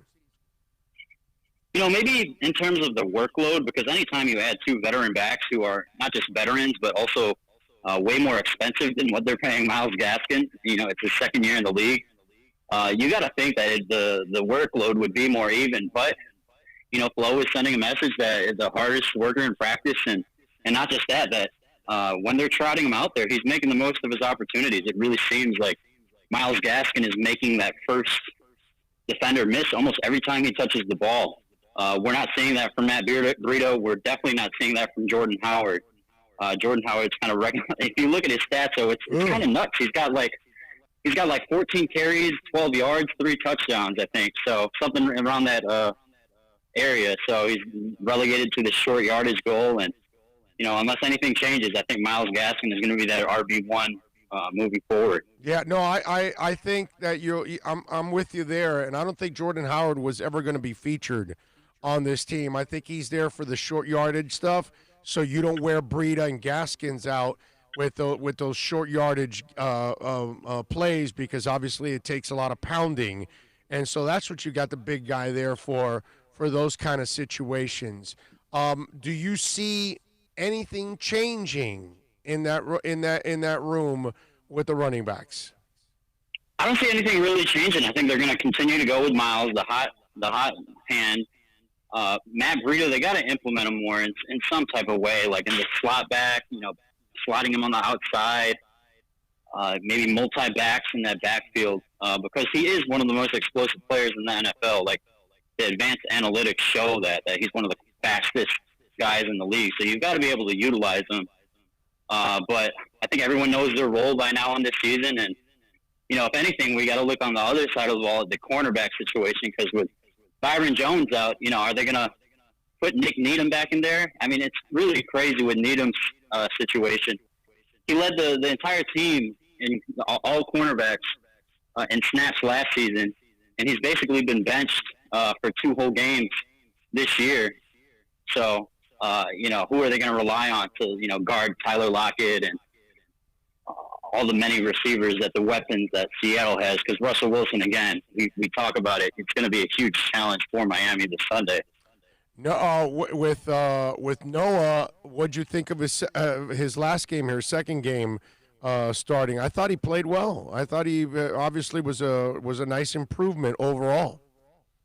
Yeah, when we talk about Noah, really the one thing about Noah that I saw in camp is that really athletic in terms of if a ball was thrown his way, he would try his best to make a play, and usually he would in terms of leaping and, getting in the way, being a disruption.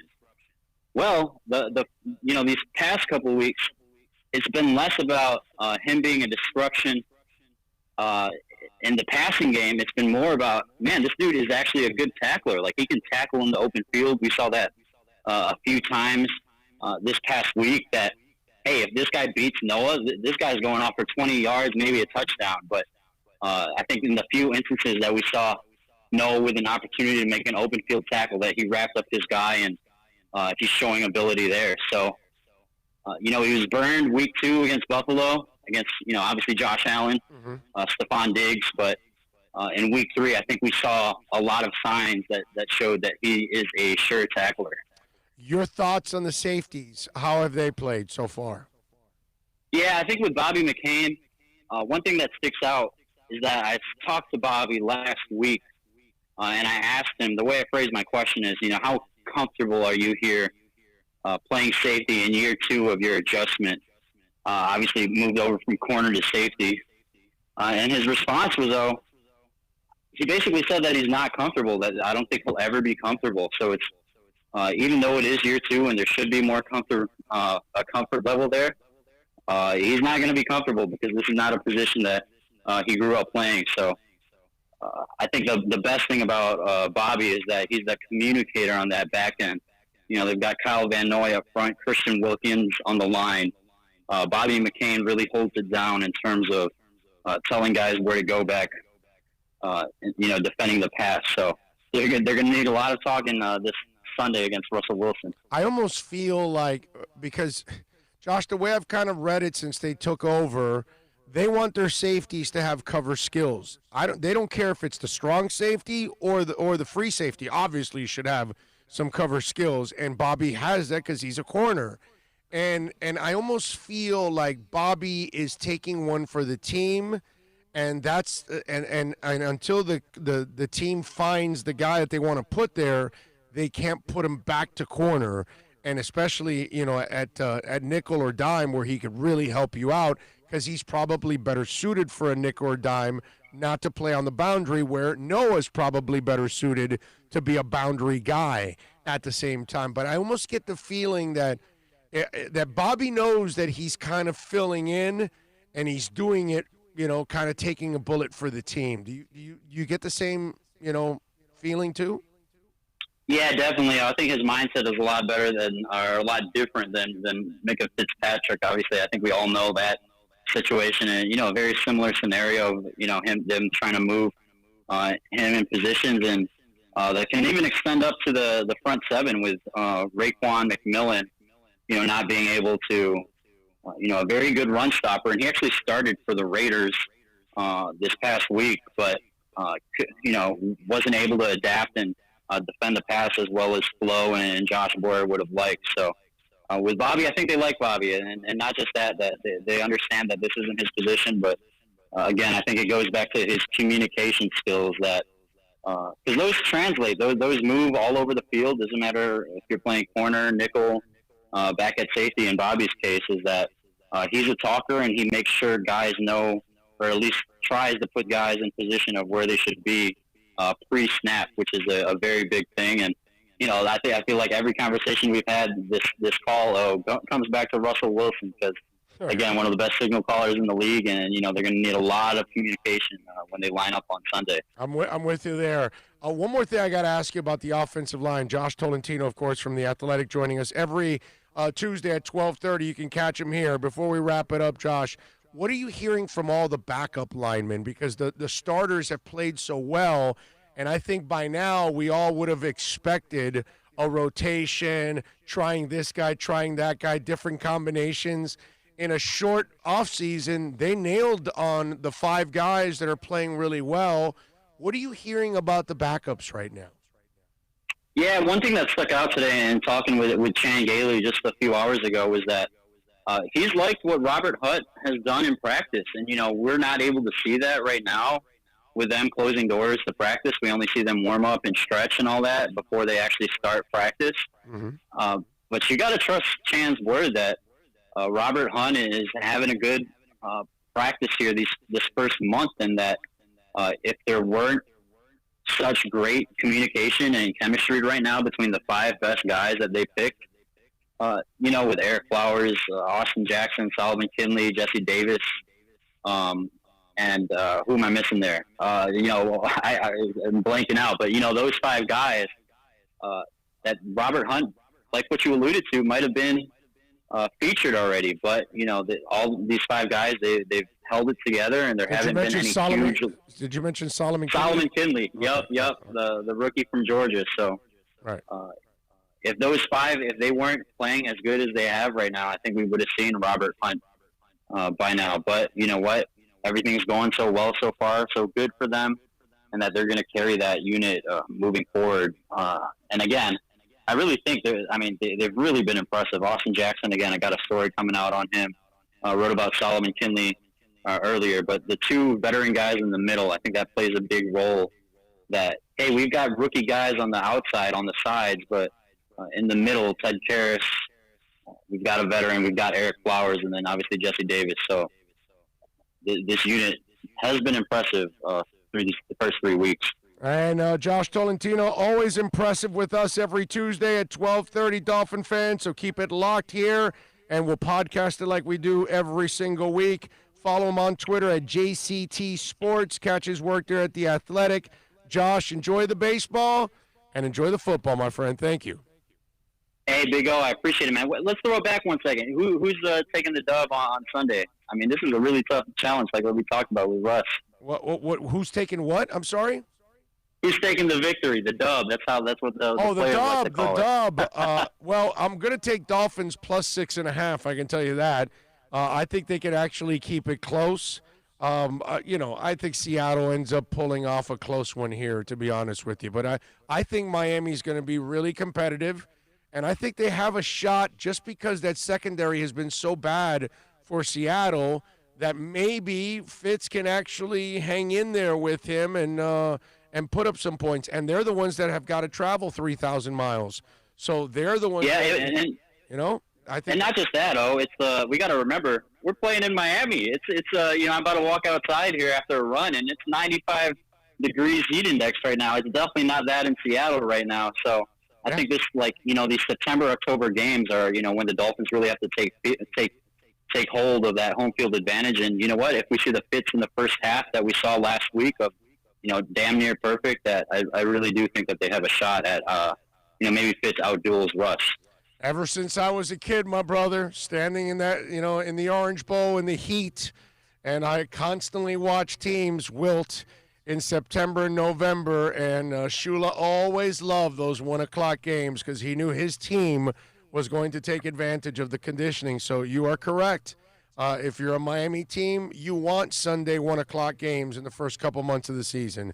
That is an enormous advantage, and especially for a team coming from Seattle where they don't face the kind of humidity that they do here every single day.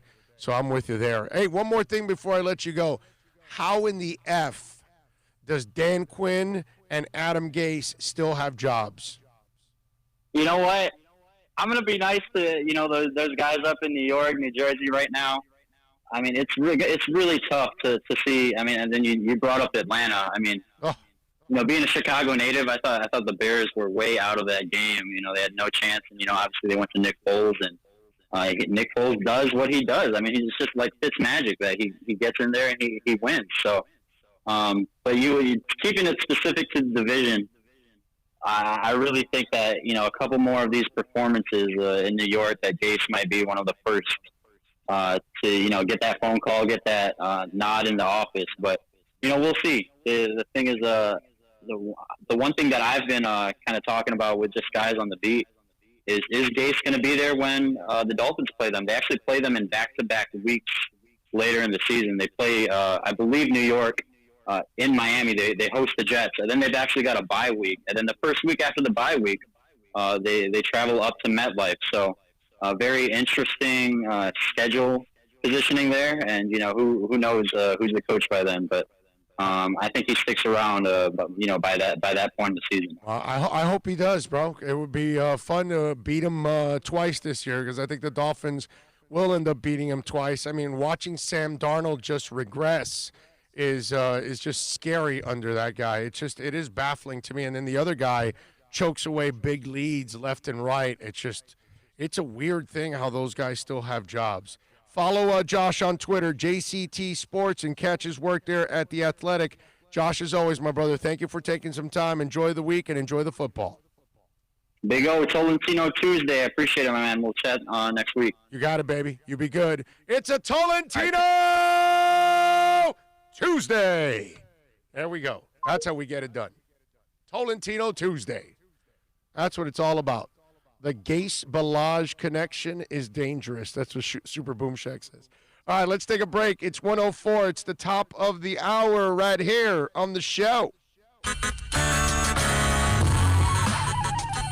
Hey, it's Big O. For all of your CBD, THC, or hookah needs, you got to get on down to VSS West Pines at 12397 Pembroke Road. Yes, they have got legal THC. You've got to check it out. And they've got, of course, when it comes to CBD, flower, tinctures, edibles, for all kinds of reasons, whether it's pain, stress, anxiety, you name it. And don't forget, when you mention my name, you'll get 20% off. Tell the boys out there that I told you to get on down to VSS West Pines, 12397 Pembroke Road, and call them 954-613-3367. Legal THC, CBD, all of your hookah needs. You go to VSS West Pines. Are you tired of watching the same old travel videos on the internet? Well, then check out MikeNoGoZones.com. A travel documentary that's breaking barriers. I go to the places that the media tells you to appear, where no one else dares to go. Baltimore, Opelika, South Side of Chicago, and more. Go to MikeNoGoZones.com. Hey, it's Big O for EJD Construction. Listen, I've been telling you about Eric for a long time now. Custom home builder for additions, home remodeling. We're not talking about a handyman. Maybe you want to redo that man cave. We're not going to a lot of live sporting events. So you want to improve that experience in your man cave? Call them 305-433-4843. Tell them that Big O sent you and go to the Instagram page. You can see the before and after there. You'll be impressed. EJD_construction. Call them 305-433-4843 or go to the website ejdconstruction.com. America's premium sports sedan is at Acura of Pembroke Pines, and this is how we do it. TLX, $259 a month. $259 at Acura of Pembroke Pines, the #1 volume Acura dealer.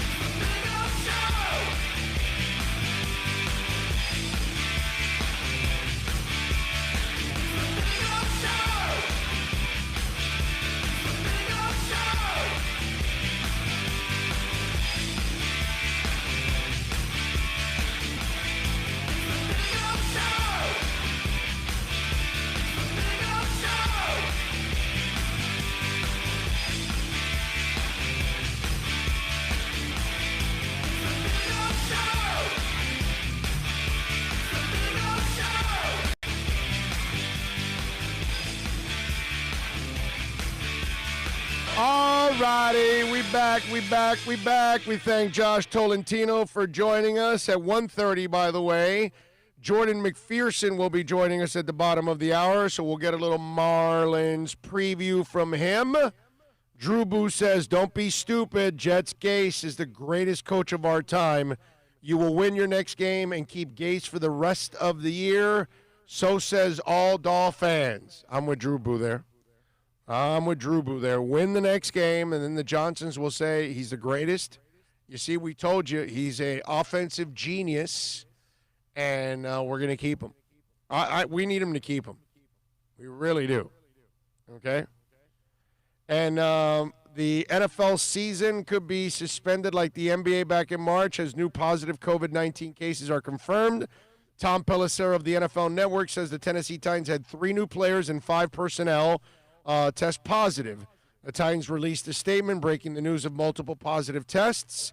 Titans defeated the Vikings 31-30 on Sunday. Both teams will suspend in-person activity for the week. Week 4 could be the week the NFL evaluates its protocol to ensure athletes are not at risk. The NFL could learn from the NBA as it pertains to disclosed sites if the NFL looks to take that route next season. However, no reports have confirmed on which Titan players and members tested positive. All right, so there you go. So that's the whole deal there. We are waiting to get any kind of names. I don't know if they're going to release the names, but if somehow they get to a point where they got to play, well, you're going to find out by the guys that aren't going to be there. You know what I mean? So it says, out of an abundance of caution, the organization has decided to work remotely today as we follow NFL protocols related to COVID-19. According to the Titans, several tests have come back positive and are working through the process of confirming them. We will have more information tomorrow. So you got the Titans and the Vikings in the middle of a COVID mess. I'm shocked that it hasn't happened more. I'm shocked that college has been able to even get as many games as they've been able to do. It's football out of all sports. Hockey would be the other one, but hockey was smart. They went bubbled, and they got through their entire season and their Stanley Cup. And just like the NBA, they were both going to have champions with no issues because they went the extremely smart route. You know, and with football, the one thing I've said, I know you can't do it with college, but with the NFL you could. You got to have 32 bubbles. That's the way it should be. And if teams want to, you know, and if players want to, not teams, if players want to compete for a championship, then they got to go and play in their local bubble. Okay? That's it. And that way you can have, you can have assurances that you're going to have a completed season. Let's see, what else do we have here on the we saw Rhythm and Flow. I know Coach Flo does that mean Coach Gailey's new nickname is The Rhythm? Yep, The Rhythm's going to get you, baby. Oh, there we go. Super Boom Check just put that right after that. Rhythm and Flow, is that an old school album? Kind of. Everybody wants a little rhythm and flow. You want rhythm and flow in the bedroom. You want rhythm and flow in basketball. You want it in football. You want it in cooking. You know what I mean? You need rhythm and flow for everything. You want to do a radio show. You want to have some rhythm and flow. Not some hoes. You want rhythm and flow is what you want. So rhythm and flow goes with everything out there. Alex is saying, Big O, out of all the rookies, I have been really impressed with Kinley. He has manhandled everyone and everything. Yes, he has. And it's nice to know, you heard Josh Tolentino there in our report, that Hunt is also looking really good. Okay, because everybody's been talking about Robert Hunt, not Mike, Robert. Okay, we know about Mike. Has anybody seen Mike Hunt? Anybody? Have you seen Mike Hunt? I'm just saying. But Robert Hunt apparently is playing well, and he's a guy that a lot of people were talking about having a really good chance to start. And yet Jesse Davis was able to become the right tackle, where a lot of people thought Hunt could be the right tackle. And yet, it's nice to hear. That's what I wanted to ask about the backups, because you know there's going to be an injury. And so I'm hoping that there's a guy or two back there that are pushing these starters in practice and putting some pressure on the coaching staff, going, well, wait a minute, I know our guys are playing well, but, man, I really want to see this guy in action. You know, that kind of stuff will be really, really cool if you can pull it off. You know what I'm saying? So it's nice to know that Hunt is also playing well, because you want to have a couple guys that you can count on off the bench. Hell, I mean, for us in Dolphin Nation, we haven't had 3 starting offensive linemen we can count on in years. Now that we've got 5 that are playing pretty well and playing together, I might be getting a little greedy by asking, hey, do we have another guy or two that's waiting in the wings that's going to be pretty good? Big O going on with the old school Mike Hunt jokes. That's right. That's right. Got to have a little Porky's in your life. When I was, I think it was, I want to say high school, right? Maybe 9th grade, high school, right? Right around there is where the Porky's town was in Key Biscayne, right? Right around then. So we used to go back there because, see, you kids nowadays, they locked out Key Biscayne to all of you. It's been kind of fenced off. But us youngins back in the day, we used to be able to go party in Key Biscayne at night. You either went with your girl and you parked over on the side and looked out in the water and, had your little sessions and stuff like that. Or people like me and my friends, we'd go to the Third Bridge and we'd drive all the way down into the Third Bridge towards the back end of it. And back there was the Porky's town, where they filmed everything. The boat, the fake boat, the Porky's den, where all the women and Porky's was at. Back there by Jimbo's.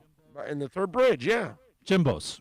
I forgot. Was that what it was called? Jimbo's, man. They had the bocce ball, and they would do the smoked fish for you. Yeah. A little dock. Okay. Yeah, man. All right. The thing that was really cool, my girlfriend's daughter and my buddy, he would grab his daughter, we'd take him down, and when the water had low tide, you'd be able to walk all the way down by, in the back. Man, you'd see all kinds of squid and snails and little turtle. I mean, just all kinds of cool stuff, man. Yeah, for sure. Really cool for the kids. For sure. Super Boom Shack says, my cousin and I used to catch lobsters and crabs in Key Biscayne for my aunt to make paella. I like it. Big O, are you allowed to drop F-bombs on YouTube? And if so, why don't you do it more often? Because I don't fucking want to, bro. That's why. Okay? All right? I choose not to do that. That's why. All right? You got it? You understand that now? All right. I got 3 at the Third Bridge. Okay. Well, that's all right. I think everybody, back in the day had some kind of fun at the Third Bridge. I remember I had a spot in the Third Bridge.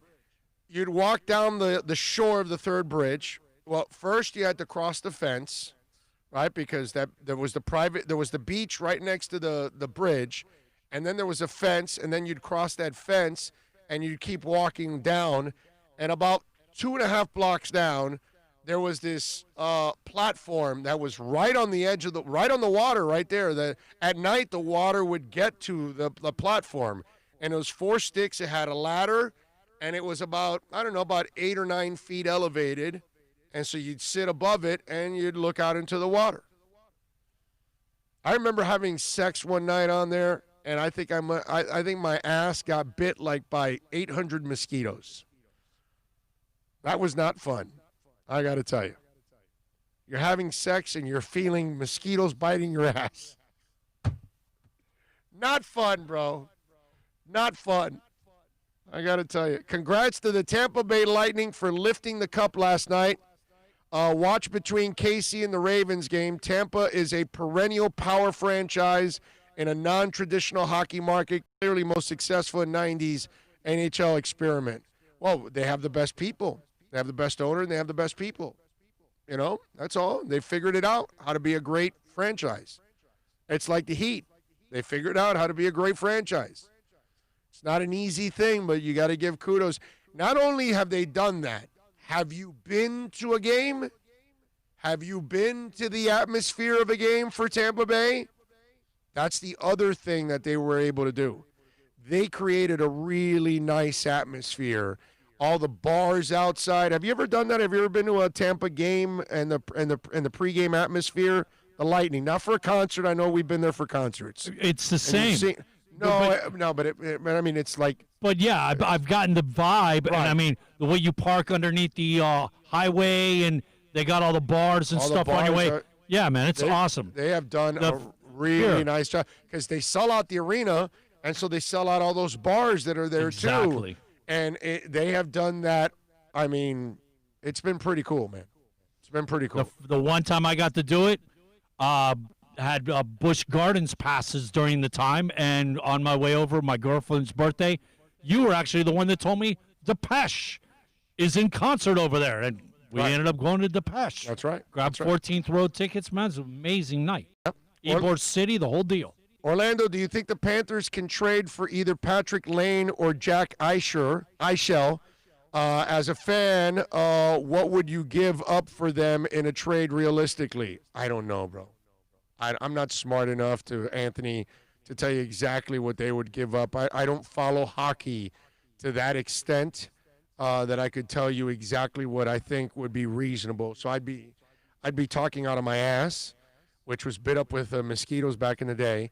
I can't give you an educated opinion on that, my brother. I would love to, but I'm not going to be a phony. If I don't know something, I'll tell you I don't know it, man. And so I don't know what would be, you know. What I do know is I need the Panthers to get tough. That's what I need. I need some toughness with the Panthers. I need Barkov to stop acting like a goober. That's what I need. And if you're going to have Barkov as your best player, then you're never going to get anywhere. He's not a leader. He's a player, a stud, but I need a guy with fire to lead this team.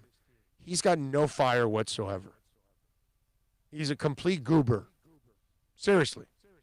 Somebody should show him goober from is it Mayberry RFD or is it the Andy Griffin show? Where is goober, or is it both? I want to say both. Yeah, it might be both. Or right? that stupid little hat. Yeah. You look like one of the Archie character, Yeah, right. hat deal. Yeah, yeah. Gilligan's Island hat. Yes. Very goober. And that's my problem with Barkov. Well, we'll get him next time. And it's like he's never pissed about all the failures. And it's I want him to have a little Jimmy Butler in him. What was it? It is what You it know is. what I mean? It is what it is, right? Is that what he kept Right, saying? Yeah. Jimmy Butler will mother F you. No, I'm not going to say it, okay? I already gave you the F-bomb that you wanted. Jimmy Butler will mother F you left and right. And I doubt Barkov has ever said shit in his life. You know, I need a guy that they need leaders. They don't have leaders on that team. They don't have leaders. There are no leaders on that team. It is what it is. Yeah, it is what it is. Julius 305 says, "Hey, what a sad nosedive for Delonte West." Hey, listen, man. Mental instability is something that we can. See, here's the problem with all of this. Most of us can't comprehend. We can't comprehend with depression. Most of us, when we deal with depression, it's a moment that we had and we're disappointed, and then we bounce back right away. You know, we might be disappointed for a couple moments, for an hour, for a day or two, depending on how serious the disappointment was. But then we find a way to get over it and move on with our lives. And when you hear of people that deal with depression constantly, it's not something that you can relate to because you can't experience it. When you see Delonte West, who is clearly having mental issues, you cannot relate to it. You can have a little bit of a breakdown. You could lose your cool for a moment, but then you kind of, collect yourself and you get on track again. You can't comprehend with people that all of a sudden have, kind of are out of their minds a little bit and they're doing crazy things.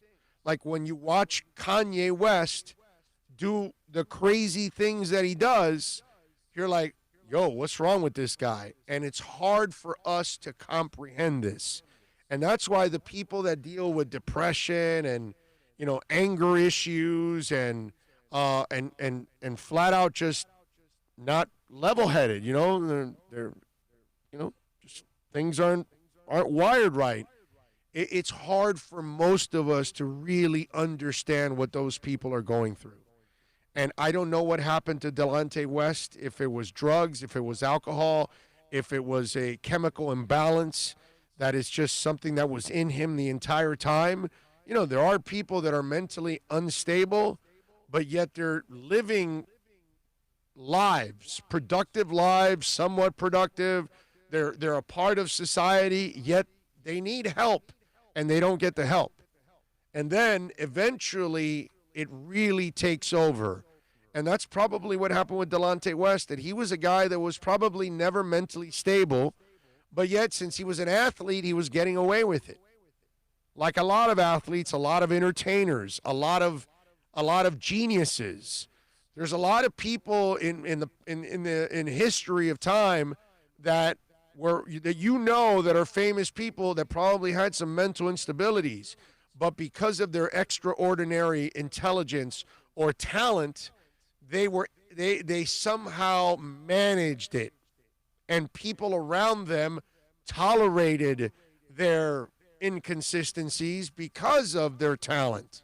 It's a weird thing, and I think with Delonte, he probably got away with a lot of things because he was a famous NBA player. And then once that talent ran dry and he no longer could be a serviceable NBA player, he now was left with life. And now he's had trouble in dealing with life. What I am glad is, if you followed the story, Mark Cuban went to pick him up at one of the gas stations that he frequents and walks around because he's homeless. So Mark Cuban has reached out to Delonte West to try to help him straighten out his life, or at least get him help, because it's clear that that's what Delonte West needs, is help. And he's done a lot of stuff that now you know why he did that stuff, because the man is mentally unstable. It's a sad story, man. And it's not an easy thing for anybody that has to deal with it, So I feel for anybody out there that is working through it or helping somebody else work through those kind of mental issues, because it's not easy. A lot of Northerners that live in Tampa, and they love hockey. Super Boom Shack, they won. That's why. They're packing it, and they've created a great atmosphere, and people can trust them. When Tampa had it going on with Tony Dungy, and then also a little bit with John Gruden, they had a waiting list of 20,000. Now that they suck, right before Brady, they never had any waiting list. They had empty seats. You know what I mean? So I don't think it's that northern. You know how many Northerners we have here in South Florida? The reason is the only team that really gets the loyal following is the Miami Heat. Why? Because they're the only competent organization in town. They're the only ones that have won on a consistent basis. They're the only ones that are looked at as, okay, that organization does everything the right way. I can trust them completely. So I don't believe it has anything to do with Northerners. I think it has to do everything, because we are the sixth borough. Nobody has more New Yorkers than we do, okay? We are the sixth borough. We have a local radio station in town that has been airing the Yankees forever. We're the sixth borough. But again, they don't support our hockey team because our hockey team is very mediocre. Okay? The Dolphins get great attendance, even though they don't produce anything. which is amazing, and the hockey team gets whatever they're 8,000, 9,000, 10,000, and those are your hardcore guys and women, of course. But it's really all comes down to winning and culture. And Tampa Bay Lightning are, hell, now that I think about it, the Lightning is second to the Heat in culture in this state. Who else? It's just the Heat and the Lightning. That's it. The Heat and the Lightning. Well, actually, the Rays are pretty good. They got no money. But, damn, they're competent as hell when it comes to baseball. Baseball decisions. They're pretty good, bro. Them and the A's, man, they get as much as out of their team with what they got as anybody. It's amazing. Yeah, but they do have a shot. Yeah, but they do have a shot this year at the World Series. The way they work their pitching staffs and everything. I'm impressed more with the Rays than the A's. Yeah, well, you know what? You know what? The division, yes. And you know what? I'm going to say this. Money in that division, bro. Tampa. You guys in the Red Sox. Tampa. You got to deal with those two guys every year. Here, Tampa's playing against the Blue Jays. Blue Jays have all them young guys. They made some free agent moves. The Blue Jays ain't no joke, man. No, I'm not saying they're no joke, but that's like a phase they go through. I don't know if they'll keep it going. Whereas I know that Boston and the Yankees will draft, develop, and spend. Right. Understand? Those two are a pain in the ass. You know what I mean? They got to deal with that every year, bro. You know? I know the A's have a couple good, but they're not the Yankees and the Red Sox. No. You know? It's that time, sir. All right. It's that time. Jordan McPherson, speaking of baseball, because baseball has been very, very good to me. And so I want to do a little Garrett for you. So let's talk to Jordan McPherson. Marlins take on the Cubs. Let's ask Jordan if he's had some Chicago-style pizza, some deep dish pizza while he's been there, and then we'll ask him if the Marlins got a shot against the Rays. That's next.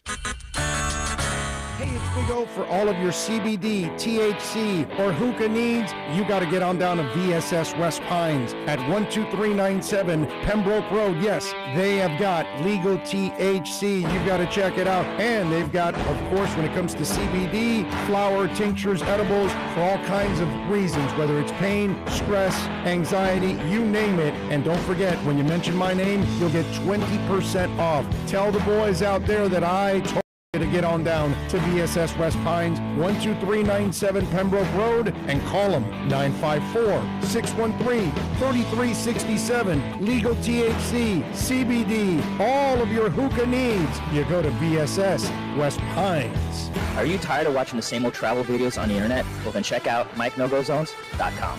A travel documentary that's breaking barriers. I go to the places that the media tells you to peer, where no one else dares to go.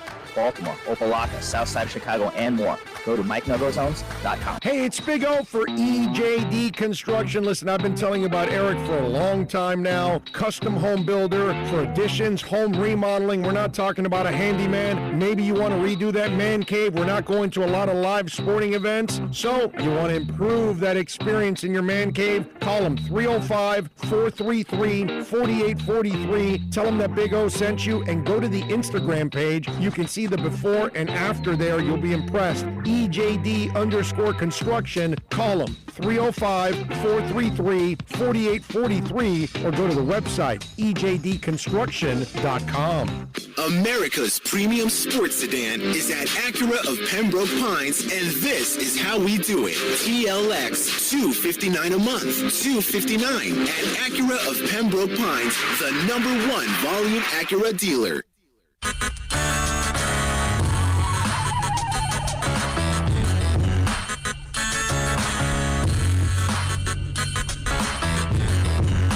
This is the Big O Show. This is the Big O Show. This is the Big O Show.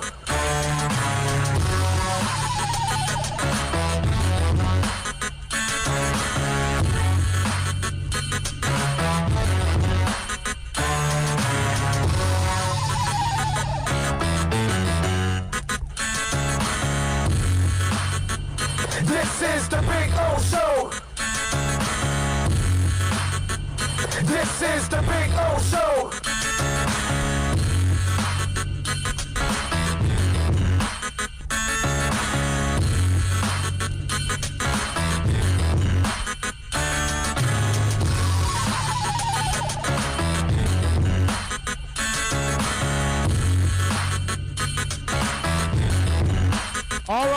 rock and roll. We're going to talk a little baseball because baseball has been very, very good to me. And Jordan McPherson does an excellent job of covering the Marlins on an everyday basis for the Miami Herald. Make sure you follow him on Twitter like I and so many others do at J_McPherson1126.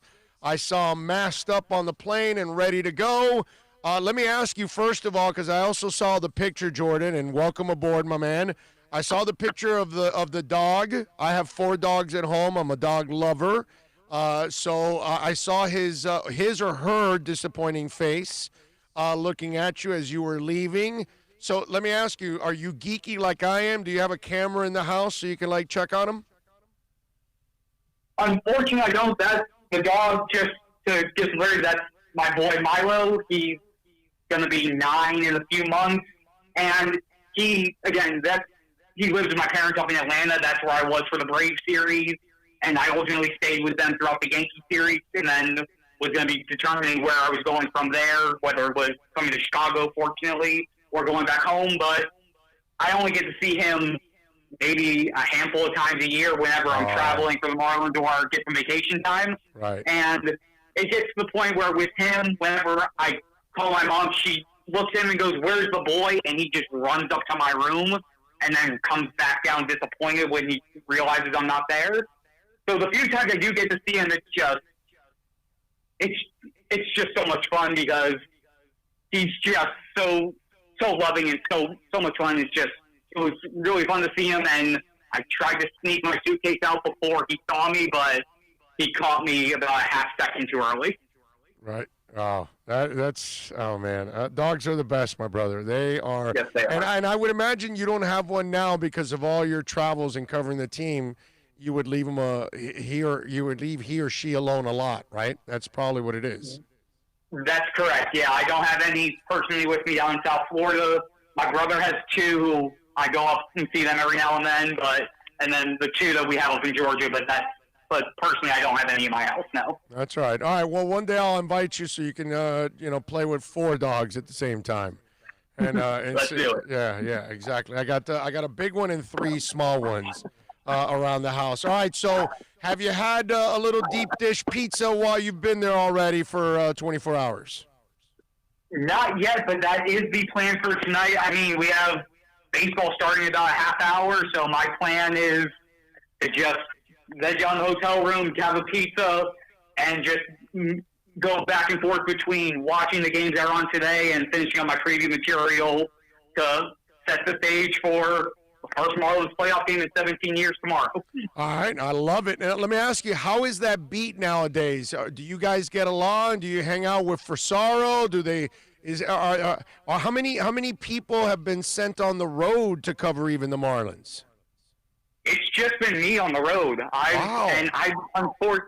David Wilson, my colleague, he did the one series that was in Tampa. That's right. But I did the 2 Atlanta trips. I did the Philly and Baltimore trips at the start of the year. Yeah, the Herald's is the only publication that's been on the road this year. We covered, I think, the final tally was 43 of the 60 games on the road. Obviously, we couldn't do anything in New York because of the quarantines that were in place. And then the 5-game series in D.C., D.C. put in the quarantine, I think it was 3 days before the Marlins were supposed to go up there. Wow. So, but every other game, the Herald has covered in person. And in terms of the beat, Joe Forsaro and I, we've been really good friends since I joined the beat last year. He helped me out a lot early on with just maneuvering through a lot of the day-to-day stuff, especially with me being one of the younger guys on the beat at the time. And then Andre Fernandez and I were good buddies at Herald. He's been able to get back in the group, and he's been doing some things here and there. He's my co-host on our podcast now. So I have a really good rapport with the guys who are on the beat. Granted, there are only so many who are doing things full-time with the team right now. Right, yeah, it's amazing. I'm sure more will be added because obviously the Marlins are trending in the right direction now, which is really, really cool. And, I talked about this on my show, Jordan. The best part about all of this is I know that, unfortunately, the Marlins got screwed with no minor league season. So a guy like J.J. Bleday and other guys really needed a full minor league season. That would have been to their benefit. These young guys at the major league level could have used an extra 100 games on top of the 60 that they played in order for development. But how priceless is it that these young Marlins are going to get playoff experience? That's freaking awesome. It really is. It definitely is. And even if they didn't make playoffs, just the fact that they had a 2-month season where a lot of them great, and most of them were only here for the last month, but they were in a playoff push from the second they got called up. Just being in that mindset instead of the usual coming up in September, the Marlins are already 15 or so games down, and they know that they're just playing to get experience. Right. The fact that they're playing meaningful games in September when they get called up, knowing that every at-bat they take, every ground ball or fly ball they field, every time they try to do something on the base path, it has an impact on what the team is going to be able to do moving forward this season. That's completely invaluable. And then you see how they're able to adapt to knowing that they have certain roles on the team. You see how Monte Harrison is basically grown into embracing being the 8th and 9th inning base runner. When you're down the run, you need a guy who's going to be aggressive and take every chance he can to make sure they can tie or win a game. You see Jazz Chisholm, who finally the bat started to come around the last couple of days, and his defense, oh my goodness, it's so much fun to watch. You see these guys getting this experience and sort of finding their own during that playoff push. That's going to be great for them, not only going into this week and hopefully beyond this year, but in 2021 when you go back into the 162 and you have to find a way to grind through everything and make sure that you're able to set yourself up to be competing in September, October, and beyond. Yeah, no, I'm with you. It's absolutely phenomenal for them. The rotation, is it Alcantara tomorrow? Who's game 2? Who's game 3? What's the rotation for the Marlins? We haven't gotten anything official yet. Mattingly's supposed to speak about 5:30 Eastern time, but it's got to be Alcantara game 1. How they maneuver through games 2 and game 3 are really something that I'm interested in seeing how they unfolded, because it's going to be Pablo Lopez or Sixto Sanchez going 2-3, just not sure what the order is. But, I mean, Mattingly said he has trust in all 3 guys, and understandably so. Sandy's obviously been their ace since the start of the year, and he's picked it up over these last 5 games. I think it's a 2.3 ERA over his last 5 starts. He did such a damn good job in that clinching game on Friday against the Yankees, 7 in the 3rd. You could see how upset he was when Donnie came and took him out in the 8th, knowing that he wanted to get out of that inning himself. Pablo's been the de facto ace, or he was the de facto ace during that first month when everyone was in quarantine. And then Sixto, yes, his last 2 starts have been rough, but if you look at the first 5 when he's facing somebody for the first time, he's been lights out. The Cubs haven't seen him in person yet. So that, I think, is going to be something that could give Sixto an advantage in trying to get out of the little bit of a rut that he was in the last 2 starts when the Nationals and the Braves just started finding ways to hack away at him. Wow, that's, I didn't think of it that way, and I really love that they hadn't seen Sixto yet. And Sixto's that's a dude you need to adjust to, and it's going to take you a little bit with the way he throws. And so when I look at that, somebody asked me earlier on the show, do I think the Marlins have a chance? And I said to them, well, wait a minute. In a 60-game season, they proved they were good enough to get into the playoffs. They were better than 2 other teams because they're a 6 seed in the process. So, hell yeah, they got a shot in a 3-game series. What do you say to that? Do they have a shot in a 3-game series to beat the Cubs? With a 3-game series, anything can really happen. That's why I'm really excited to watch, obviously, the Marlins to see how they do against the Cubs, but there's a really good chance you're going to see some upsets here in the playoffs. I mean, you're looking at in Atlanta, you got the Braves against the Reds. The Reds have one of the better rotations in baseball. You can see upset there.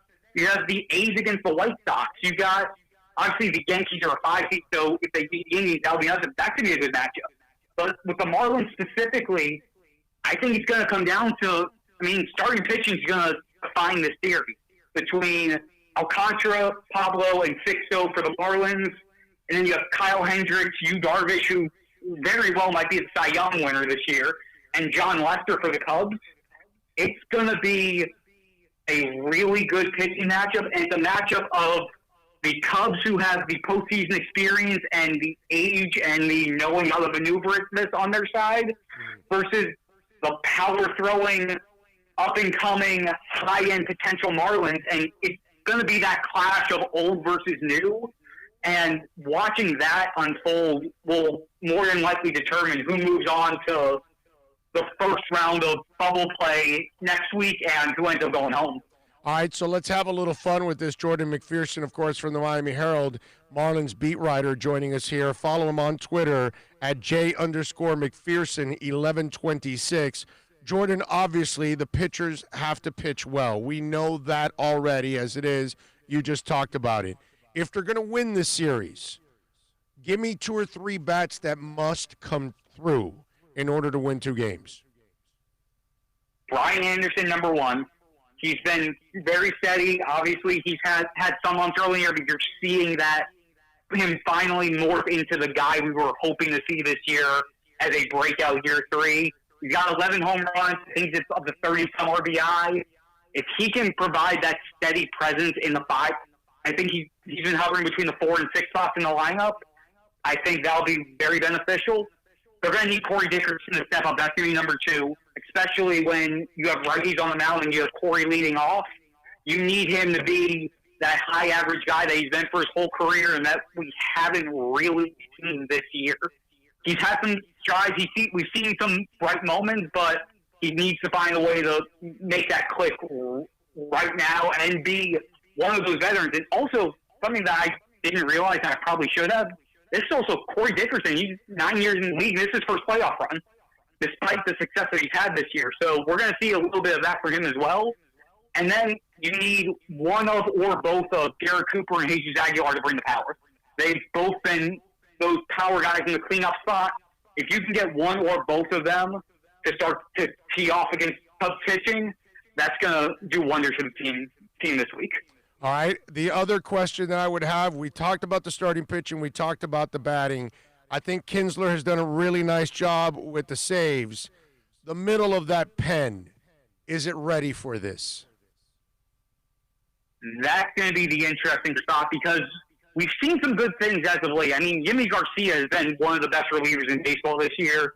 James Hoyt has been a very pleasant surprise to me, especially when you consider he was one of the guys who they brought in from that reconstructing the roster post-COVID. And he's been the guy who you bring in with 1 or 2 outs and a runner or 2 on base to get out of jams. And he's gotten out of just about every single jam that he's been thrown into this year. So if you get to a 6th, 7th inning situation where you need that, he's been that guy to get you out of it. Richard Blyer as your primary lefty, that's going to be my main thought of concern. I've liked what I've seen from him at times, but I just haven't seen enough to know if he's going to be ready for this moment. That'll be interesting to see. And Boxberger, I think he'll be ready, but there's just been a lot of inconsistency there, which makes me think that Yimi might be your better option as the 8th inning guy, and then to set things up for Kinsler if you're in the safe situation. Yeah, Boxberger is one of the leaders in holds on that team, man, overall. And he averages a strikeout an inning, too, on top of all of that. He's done a nice job. Yeah, he has, but there's also you've seen for every 2 or 3 good situations, you've seen an implosion. So it's sort of finding out if Donnie's gonna go with that risk reward factor with it, especially when you've seen how good Yimi's been coming into the 7th. And Donnie even saying before that he's between Yimi, Boxberger, and Kinsler, that he's fine with all 3 of them in any of the 7th, 8th, 9th inning roles. So I think he'll stick with Boxberger in the 8th, but I would not be surprised if we saw him flip Boxberger with Yimi. So what's the prediction, my brother? What happens, Jordan? I think it's going to come down to whoever wins game 1 is going to win the series, but I think the series is going to go 3 games no matter what. And I went back and forth with this when I was doing some stuff last night. I think the Marlins are going to take it in 3, but I think it's going to be a nail-biting series the entire way. There you go. Follow him on Twitter at J_McPherson1126. Be prepared to get hungry later on because when he's eating that deep dish pizza, he will take a picture of it and he will make us all jealous because I know that's what's going to happen.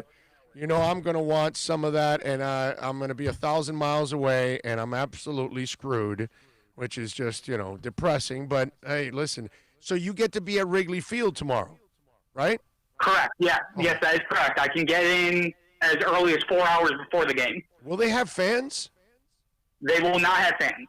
Okay. All right. So no fans, just media and the players. You know you're a lucky sumbitch, right? I mean, because when I go to the Inter games and I'm calling them, obviously, because I do the pre, half, and post and all that, and I'm sitting there and we have the stadium to ourselves and the team is there.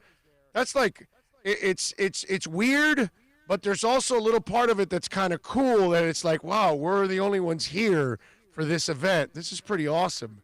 So that's kind of pretty cool for you tomorrow. No, it really is. I mean, I was at Wrigley Field for the Marlins series against the Cubs last year, and just knowing what that atmosphere is like on a normal night, and knowing when I go in there tomorrow, none of that is going to be there. I can already tell it's going to feel really eerie. I felt that way with opening day with the Phillies, when knowing that place is usually completely packed and just feeling you can hear a pin drop at first pitch. It takes a little while to get used to, but in the same vein, it's playoff baseball, man. No matter what, there's ways for everyone to get hyped up about this, whether they're in the stands or not. Yeah, no, I'm with you there. Jordan, be safe, my brother. Enjoy the baseball. Enjoy the deep dish pizza. Have a cold one on me, my friend. You be good, and thank you for taking some time. Thanks so much, man. You got it. There you go. Good stuff. And let me tell you, he wrote an article. You got to go check out Jordan McPherson's article 2 days ago.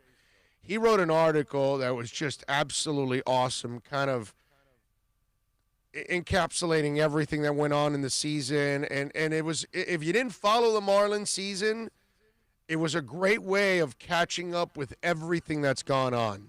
And I thought it was fantastic. He did a really good job with that article. Always does a good job, man. And always nice enough to come on. Kenneth Cleveland gives us a little extra love on the Super Chat.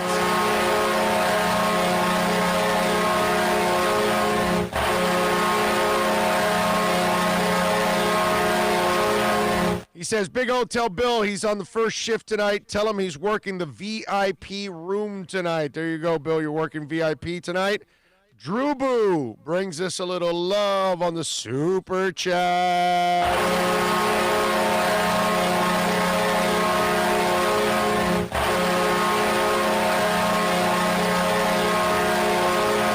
In typical classy Drew Boo fashion, he says, Bill, how are you feeling? Since people knew that you had a stuffed up ear yesterday. You know what? These drops, put them in, 30 minutes, double the time. Instead of 15, 30, let it sit. Got this syringe thing for your ear, special apparatus. Boom, done deal. I'm fixed. Like that. About that? No doctor needed. It's a beautiful thing, isn't it? Thank you for asking. There you go. Let's see. Orlando, I think in order for the Panthers to be successful consistently, I think the ownership group for the Miami Heat has to buy them from the current ownership group that the Panthers have now. I don't think the owners are the problem. They just have to find the right person to run the organization. They inherited Dale Talon, who came with incredible credentials from Chicago. So there was no reason to fire him. But as time went on, you kind of noticed that Dale Talon's decisions aren't making any difference anymore. And he is not collecting the kind of players you need to win a championship. So now the owners get to put their own imprint. Look, you know what it is? It's Stephen Ross inheriting Bill Parcells. And he, unfortunately, what are you going to do? Bill Parcells was not here to work. Stephen Ross figured it out, and then he brought in a couple of other people. He hit on the wrong people, and then finally he made the change that I think is now headed in the right direction with Chris Greer and Brian Flores. But it took him a little while. Well, that's what happens sometimes with owners. It takes a while for them to figure everything out, and it's not their fault. Nobody thought that Dale Talon was going to be terrible. Everybody thought Dale Talon would do some of the things he did in Chicago, and he didn't, unfortunately. So now you make the decision and you move on, and now they have Zito, and that's their guy. Now let's give the owner. Remember, this ownership group went and paid for that goalie. This ownership group has paid for all the young players to be re-signed. It's not like they're cheap, dude. Be careful, okay, what you ask for. And I know the Harrison family is awesome, but they have no interest in owning hockey. So I get that you've got an idea or something, but what I want to tell you is that I think the concept of your idea or the centerpiece of your idea or your statement, I think, is wrong. I don't think the owners are the problem. I think the owners are great. I just think the owners have got to figure out and put the right person in place. Okay? Stephen Ross has not done well early on. I think now he kind of figured it out with Greer and Flo. But I never wanted to get rid of Ross. Why? Because, dude, the guy will fill up fix up the stadium, fix up the property in the stadium, give you a new practice facility, save the tennis center. I mean, the guy is a complete positive to our community, man. He helps make our community better. I know he's a businessman. He's there to make money, but the tennis thing could have gone by the wayside. And if he didn't really want to win in football, he doesn't have to go to the extremes that he goes to, and he could just go half-assed like they do in Cincinnati every year. You know what I mean? So I disagree with you. I think Vinny Viola and Doug Seafour are awesome. I love those guys. I want them to succeed. I think they will succeed. They just got to find the right guy. But when you have an owner that's willing to spend, don't be so quick to get rid of them. Okay? Hey, listen. Talon wants you to know that his time down here in Florida was very successful. Oh, yeah. He's become a scratch golfer, by the way. Yeah, that's right. And millions in the bank. Rays fans are the worst. They can't get anyone in the stadium unless Boston or New York is in town. Well, Super Boom Shack, there's an issue there. Okay? You have to understand that the Rays never keep anybody. So there's never a player that they can identify forever. The longest that they ever kept was Longoria. And then they still ended up getting rid of him. But they never really have kept a core of players around. That's what I've said of Jeter and Sherman, that in order to really prove that you're committed, okay, so far you're doing a good job of reloading the minors and developing young guys. But those young guys will eventually become players that you want to keep. Are you willing to keep, 5, 6, 7 players that will be your core? And that's where Jeter and Sherman will be tested. And Tampa never keeps a core around. They do a great job of developing and drafting and rotating and all that, but what they do is they ship one guy in and ship him back out, and ship one guy in and ship him back out. And it's impossible to create. Put it this way, if Tampa's willing to support a hockey team, don't you think they would support a baseball team? You know what I mean? So if they're packing it for a hockey team, that's because the hockey team gives a crap about winning. The baseball team does just enough to tease you, but doesn't win anything. And they don't keep their players around. It's hard to build anything that way. Mark says, well said on Delonte West and depression, Big O. Hats off to you. Thank you, sir. We just have to be a little bit more sensitive with all that kind of stuff. That's all. Big O, Bill, fellow Dolphins, has Arnav been around today? Oh, no, I don't think I've seen that guy, no. That's the guy who was saying all crazy stuff yesterday, right? Let's see. What else do we have here? Stefano's in Key Biscayne. Good payphone there. I don't know about the payphone, but I do remember Stefano's. What was Stefano's? Was a Friday night or a Sunday? No, it was Friday. Friday, because Sunday was Sunday was the one over there by the bridge, right on the other side of the third bridge. God, what was it? I forgot. Sundays on the Bay. Sundays on the Bay. Right? Yes. Early in the day was Monty Trainer's. Sunday night was Sundays on the Bay. You went to the other side of the third bridge, and you went to Sundays on the Bay. I remember that. that. I see. For me, keep it. Can't Sonesta Beach, man. Oh yeah, we used to go there. Yeah. Remember, we'd go out on a Friday night and get hammered. Obviously, long Friday night. You get back from 12:35 or whatever, because we'd go first to Broward. Okay, we were always Broward guys. We'd go to the Broward clubs first, and then we'd go to the Dade clubs after because they were open till 5. And then you get home and it's late as hell, and then you wake up like. What was it like? By 10 or 11, we're up to go to the brunch, right? Was it right? Yes. And then by the pool. And we go to Sonesta Beach and go hang out there and just eat away at our hangover. I remember back in the day. The other thing out there, the country club, the Golf and Country Club. Yes. Obviously, me working for Royal Caribbean, blah, and they had the senior PGA Tour there. But it was the first time we ever played the QB1. Yes, I remember that. Okay. Cherries on the green. Exactly. Yeah. Thank you. Good job. Yeah. Cherries on the green. That was what was the name of the guy from Super Q? I'll see you at Cherries on the Green. Super Q. What was that guy's name that had that fake DJ voice? Oh man, what was his name? Come on, somebody tell me. Somebody tell me. What was it? What was the guy from Super Q? I'll see you at Cherries on the Bay. Oh, man. I forgot that guy's name. Oh, man. Jean-Luc says, LOL, I grabbed my phone to do some work stuff and end up on the Big O Show. I love it. I love it. Zach Rabb loves the conversation. Appreciate it, Zach. Thank you, sir. Thank you. Let's see. What else do we have here on the Boom Shack? Big O, I need to call Julius. Where's the payphone? The guy's name was Mike Hunt. I just thought of this. Do we have playoff baseball starting right now? Yeah, 2 o'clock, right? Yes. American League starts today. I know the Yankees go at obviously I know the Yankees start at 7. But yeah, well, prime time. You got to save the heavy hitters for last. I'm a little bit surprised by that because it's New York, bro. We haven't been very much heavy hitter. It's New York. We've been getting heavy hit. It's New York. Okay, it's money. I know. Viewers.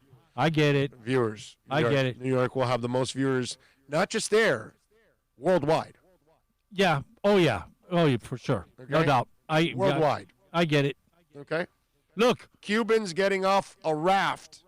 Oye, los Yankees, quiero ver los Yankees. You know, right? Yes. Like they've never been in our country, but that's all they know. Oh, for sure. That's it. They just want to see the Yankees. You know what I mean? So look, you know, it's we could hit 6 home runs in the next 3 games. Dude hasn't eaten for 6 days. Been floating in the Gulf for 5 days. Yeah, all he wants is sunburned. Some and Yankee, ¿dónde están los Yankees? And they just want to see the Yankees. They don't care about anything else. When I saw that, I was like, man, we really don't deserve that stage. Yeah, no, you're right. We haven't been. Look, no. we were 5-15. Then we were 10-1, streaky as hell, and killing it. And then we stumble, fumble, bumbled to the end of the season. I mean, it was horrible. Yeah. But I am okay. The Marlins are in. We got something to watch tomorrow at 2 o'clock. I'm happy. Yep. Julius, search Super Boom Shack AC/DC. I put some videos up a few years back. Nice. Of AC/DC? Like what? What'd you put? What is there something like that doesn't float around much that we haven't seen or something? And if it's anything like those redone videos that they have, the ones from Def Leppard that we saw, and man, you want to talk about some killer shots. I remember now. What is it? The DJ's name was Leo. DJ Leo. Yes. I think it was, right, Leo? I see you at Cherries on the Green. Yeah, that fake voice. I think it was Leo. Yes. I think so. I don't know. You guys are going to somebody's going to have to help me out, correct me, because it was a long time ago. And, you know, those kind of voices are hard to remember. All right, let's see what we got here. Music news. A little what's it called? Birthdays. Let's start off in music with, you want Gene Autry? There you go. He was born in 1907 on this day, by the way. Passed away in 98 and 91.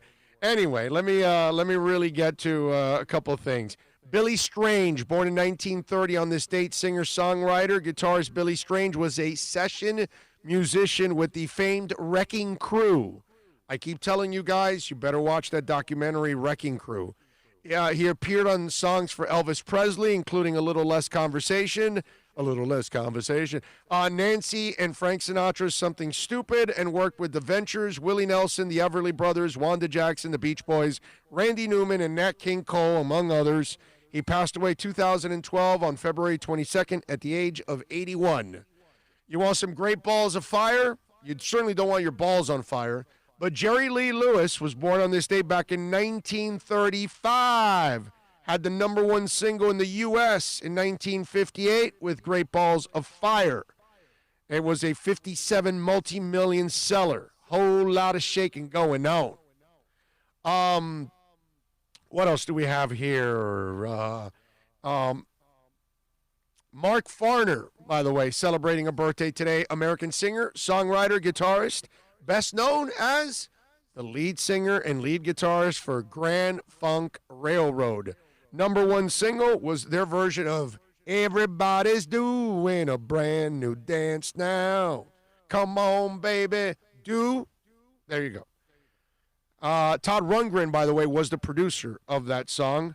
Most successful song for them in the U.S. The band sold over 20 million albums. Grand Funk. I still remember to this date the 45 of Grand Funk Railroad and Locomotion. And if I remember correctly, it was like red and blue, and there was a little white inside the 45 because the logo was those colors. And it had, obviously, Grand Funk Railroad, Locomotion, all that stuff. And I think I burned out that 45, bro. I think I just played it over and over and over. Let's see, what else do we have here? Singing Ian Baker, keyboardist with the group Jesus Jones. Right here, right now, back in 1990, was a hit in the U.S., number 2 on the U.S. Open charts there. Love this guy. Born in 1967 on this date, Brett Anderson. Not the often injured pitcher in baseball. No, Brett Anderson, singer-songwriter from the alternative rock band Suede. Some of you may know him as London Suede also. Stay Together, all that. They disbanded back in 2003, and he briefly fronted the Tears and had released 4 solo albums. Love Brett Anderson, and if you're not into Suede, I want you to grab, which is the one with the heroin song. What's the name of that album? I got to look it up. I'll look it up in a minute, and I'll tell you. It's like Needles? No, it's not called Needles. I'll tell you the album because it's got like a green, light green and dark green in Brown. No. Anyway, so really good album. If you like Suede, or if you don't and you kind of like the alternative music, I'll get you into Suede, and you'll be a big fan of it. I can tell you that. Joshua Farrow. I've seen this band. Born in 1987 on this date. He's the guitarist from the American rock band Paramore. All right. Let's see, what else do we have here on this date in music historia. Bob Dylan wrote a glowing review, Robert Shelton wrote a glowing review of Bob Dylan's support slot at the Jurdy's Folk City in New York Times, calling him one of the most distinctive stylists to play Manhattan in months. On the same day, Dylan played harmonica at a recording session produced by John Hammond. The Beatles, in 1967 on this date, working at Abbey Road in London, the Beatles mixed the new John Lennon song, I Am the Walrus, Cuckoo Cachoo, which included the sound of a radio being tuned through numerous stations, coming to rest on a BBC production of William Shakespeare's King Lear. Lennon composed the song by combining 3 songs he'd been working on when he learned that a teacher at his old primary school was having his students analyze Beatles lyrics. He added a verse of nonsense words. On this date in 73, Grand Funk Railroad went to number 1 on the U.S. singles charts with We're an American Band. the group's first of 2 U.S. chart toppers. The Police in 1979 had their first UK single with Message in a Bottle, the group's third top 20 hit song.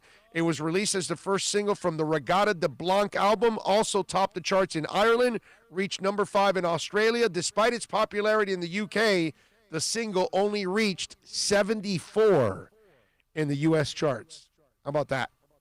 It's almost like once we got to Ghost in the Machine, we then started to go back and appreciate what was already made before Ghost in the Machine, which to this day still is my favorite album, by the way. Ghost in the Machine is a freaking masterpiece. I know Synchronicity is the greatest. No, what? Are you kidding me? Zenyatta Mandata. Oh, that's also good. That's when we got. I mean, they're all good. That's when we Regatta de Blanc there is not one. No, there's no bad album. Atlantis Day Amor. No, it's awesome. I got them all. All of them. All of them. Yes. All of them. The entire catalog is the best, but I love Ghost in the Machine, bro. It is. See, I love Invisible Sun. I absolutely love Invisible Sun. It's probably one of my favorites. It's a great song. But yeah, it's hard for me not to pick Zenyatta Mandata. That's fine. Because Zenyatta, for me, was the neighbors around the block. We all had our Atari, at that age. Yeah. And his older brother, would go to work, so we would take over the big TV. We'd throw in the 8-track of Zenyatta Mandata and play Atari all day. Of course. In 87 on this date, Pink Floyd's 13th studio album, which is an excellent one too, A Momentary Lapse of Reason, was on the UK charts. The shoot for the album cover involved dragging 800 hospital beds onto the Saunton Sands in Devon, but rain interrupted the session and they had to repeat the exercise 2 weeks later. A hang glider can be seen in the sky, a possible reference to the track Learning to Fly. Photographer Robert Dowling won a gold award at the Association of Photographers Awards for the image, which took about 2 weeks to create. Never knew that. When I read that, I was like, wow, this is actually a pretty cool note. That's if you actually like Pink Floyd. 1992, this one's interesting. American singer-songwriter Paul Jabara died. Some of you may not know him. From lymphoma-related AIDS at the age of 44. He wrote Donna Summer's Oscar Grammy-winning hit Last Dance and Barbra Streisand's The Main Event, and co-wrote the Weather Girls hit It's Raining Men with Paul Schaefer. Okay? That's why I wanted to mention, because most people, you tell them Paul Jabara, and they're like, who the hell is that? And so, just in case, he's, pretty talented, I would say. Keith Moon in 2004, yes, he was dead, but his 5-piece drum kit, custom made for the Who drummer in '68, sold for $215,000 in London to an American collector, setting a world auction record for a set of drums. It's pretty cool, man. These are Keith Moon's drums. That's not bad if you're a big Who fan, you know what I'm saying? U.S. rapper Kanye West on this date in 2007, 50 Cent was beaten by rival rap star Kanye West in the standoff to claim the best-selling album in the U.S. West, Graduation, is shifted 957,000 copies in its first week of sales, while 50 Cent's album, Curtis, only sold 691,000. Only? Okay. Anyway, before the albums went on sale, 50 vowed he would retire from making solo albums if he was outsold by West.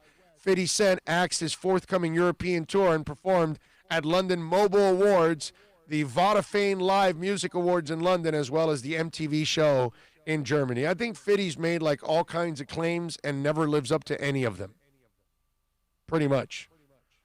That's kind of been 50's thing, all kinds of, always.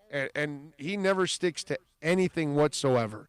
In '89 on this date, a concert in Los Angeles, Glenn Frey joined Don Henley on stage for the first time since the Eagles last played 9 years earlier. In '91, Metallica on this date kicked off their 138th Whenever We May Roam World Tour in Peoria, Illinois. That's kind of weird that you would start a tour in the center of the United States. right? I saw that, and I didn't think much of it until I saw Peoria, Illinois. I'm like, why wouldn't you start in Washington or in Maine or in Florida or down in New Mexico, California? So, one edge and then start working your way around. You know what I'm saying? On this date in 86, Iron Maiden released their 6th studio album, Somewhere in Time. A great, great album. That's it.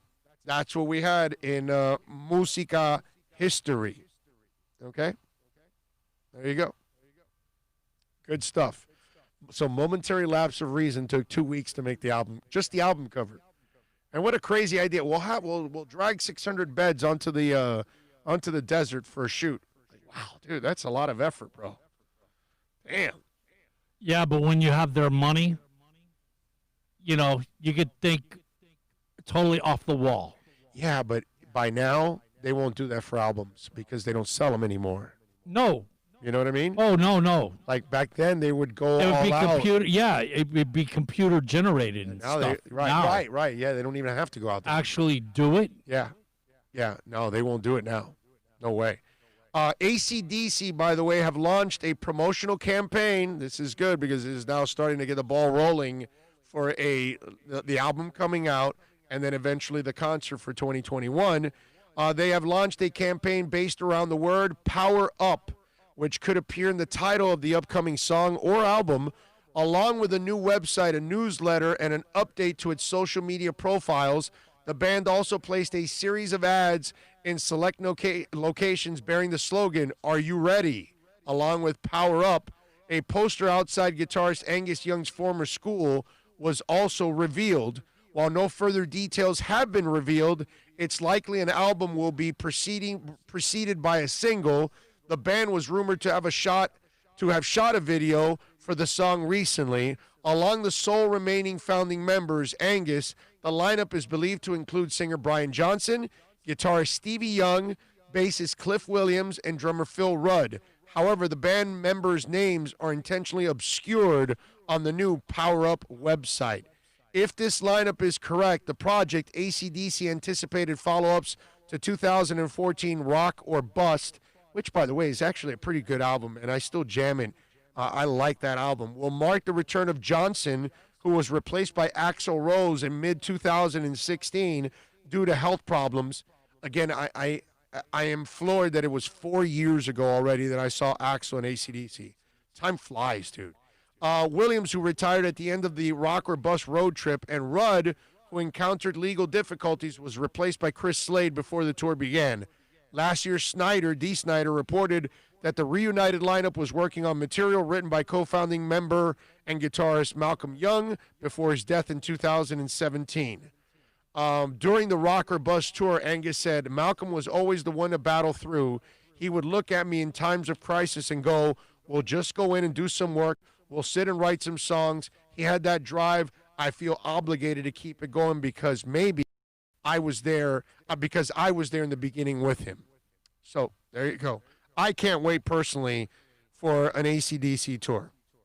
I mean, that's going to be absolutely awesome to go see Angus and the boys one more time. We've been waiting for what, 2 years for this, basically? Oh, the reunion and yes. Because we've heard rumors about this for basically 2 years. Yes, it's been about 2 years, yes. Did you know that Judas Priest was banned from Madison Square Garden? What did they do? They probably said that James Dolan sucks. No, seriously. According... Hey, they're going to be correct. All right, well, as you know, Rob Halford is taking out an autobiography, right? It's called Confess, the autobiography. So he recalls how Priest received a lifetime ban from Madison Square Garden in an exclusive excerpt from his autobiography. The band's performance at the legendary New York venue in '85 was his second visit, and the singer Halford hoped it would be his last. Hope it wouldn't be his last, But after fans rioted and caused hundreds of thousands of dollars of damage, they were never allowed to return. A statement by the publisher calls Confess the story of an extraordinary 5 decades in the music industry and the tales of unlikely encounters with everybody from Superman to Andy Warhol, Madonna, Jack Nicholson, and the Queen. More than anything else, it's a celebration of firepower of heavy metal. Well, they were headed back down into America, into Madison, Wisconsin.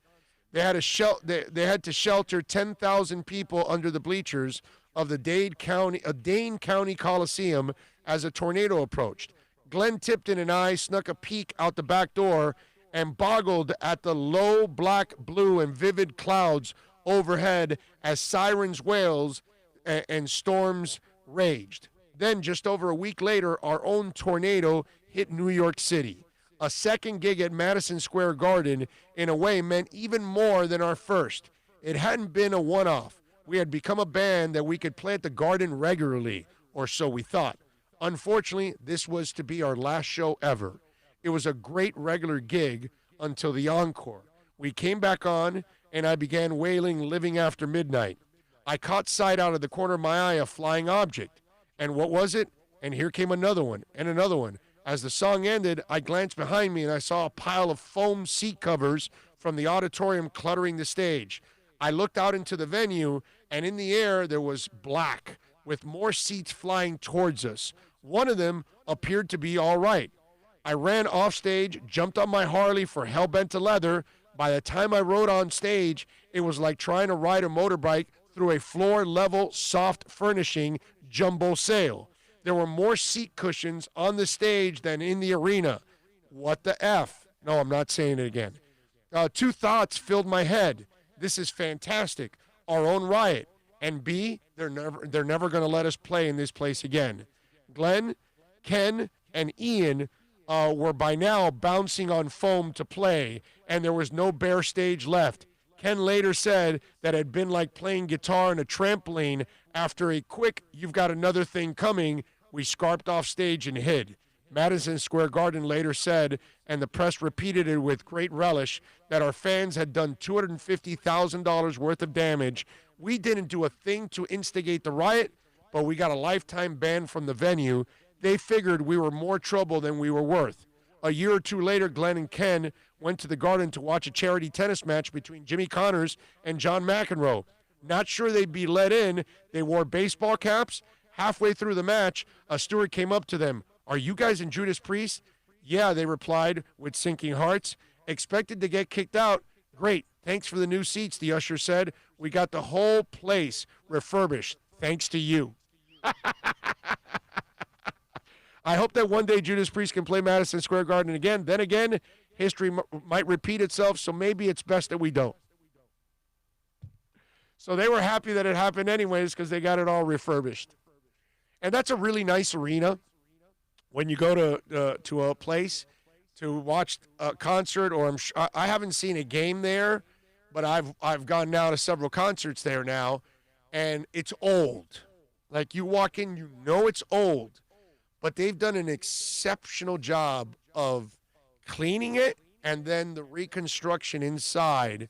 You know, they did a really nice job. I say this because I've been to several arenas around the country.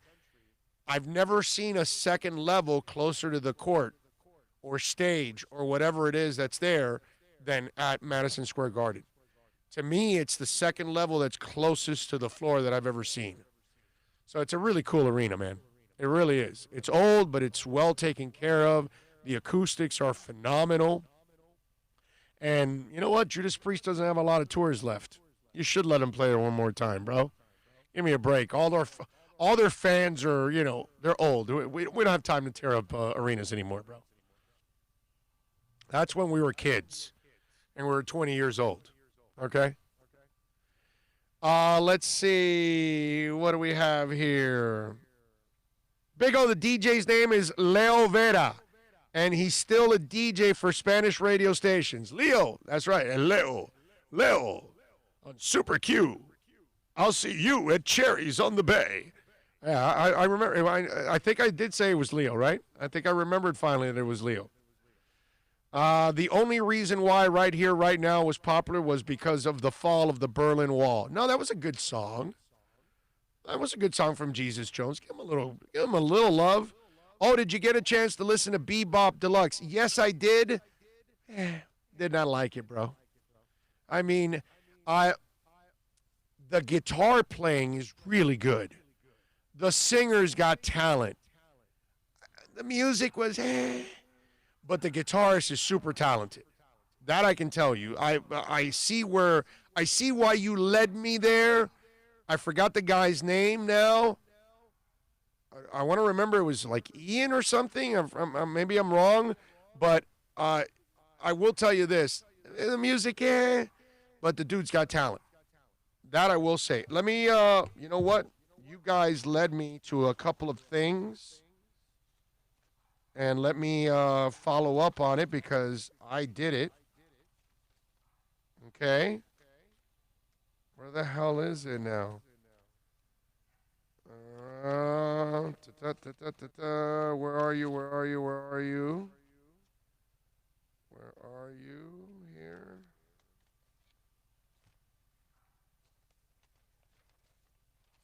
Hold on.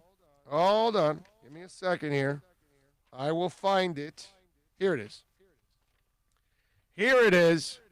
Okay, I listened to Bebop Deluxe, Gates at Dawn, I think is what you told me. And I listened to a few other songs, again, like the guitarist. Rainwolf, somebody sent me Rainwolf, loved it. I already bought a CD of theirs. Yes, I still buy CDs, I don't download. And I really like them. The Gravel Tones, I kind of like those guys. I thought that was all right also. I really enjoyed the Gravel Tones. Heroes de Silencio, did not like. Vilma Palma, did not like also. Those I did not like. But Bebop Deluxe, I will say, I was impressed with the singer. I gotta say, I see some, as they say, skills with that dude. Okay? That I will tell you. Let me see, do I have the right one? Okay, yes, I have the 29th up. So I did my homework. Those of you that gave me some tips on some bands to check out. What else do we have here on the text line? Hey, fam, kind of sad to inform you guys that I tested positive for COVID, so I've quarantined myself from everyone, just a bit worried, that's all. Herman, we pray for you, my brother. Stay positive, stay, obviously, quarantined. And let's get through it, man. Make sure you stay with us here every day on the show so we know your progress and everything's fine. But we'll definitely be praying for you, my brother. You can get through this, man. All right? I hope you're feeling all right. I hope you're not having some bad symptoms. Because obviously that's the worst part is catching it and then getting the bad side of it. Let's see what else. Everybody's telling Herman to take care, which is classy as always, because I love how when any of us have some kind of setback, we're all on top of it and we're all supportive. Hey, Big O, does Arnav have cojones now? No, I doubt it. That doesn't happen over 24 hours. Thank God that Godzilla and the babies didn't destroy it in the 90s. Okay, I'm with you there. Polo, it sucks balls that the finals are being played in the bubble. And by the way, where was the Heat's confetti when they won the Eastern Conference Finals? Lakers got theirs, but we didn't. Something's up. Oh, they probably, you know why? The confetti was all green and white. They probably thought the other team was going to win. Oh. You know, it's kind of like in Up the Creek, a movie that I don't think any of you know what the hell I'm talking about. But when they win the raft race at the end, the other guys that were supposed to rigged and were supposed to win, they already had the name etched into the trophy, and the guy goes, "You idiot! They didn't win. Go fix that." So yeah, that kind of stuff. No black and red confetti for our team. Nope.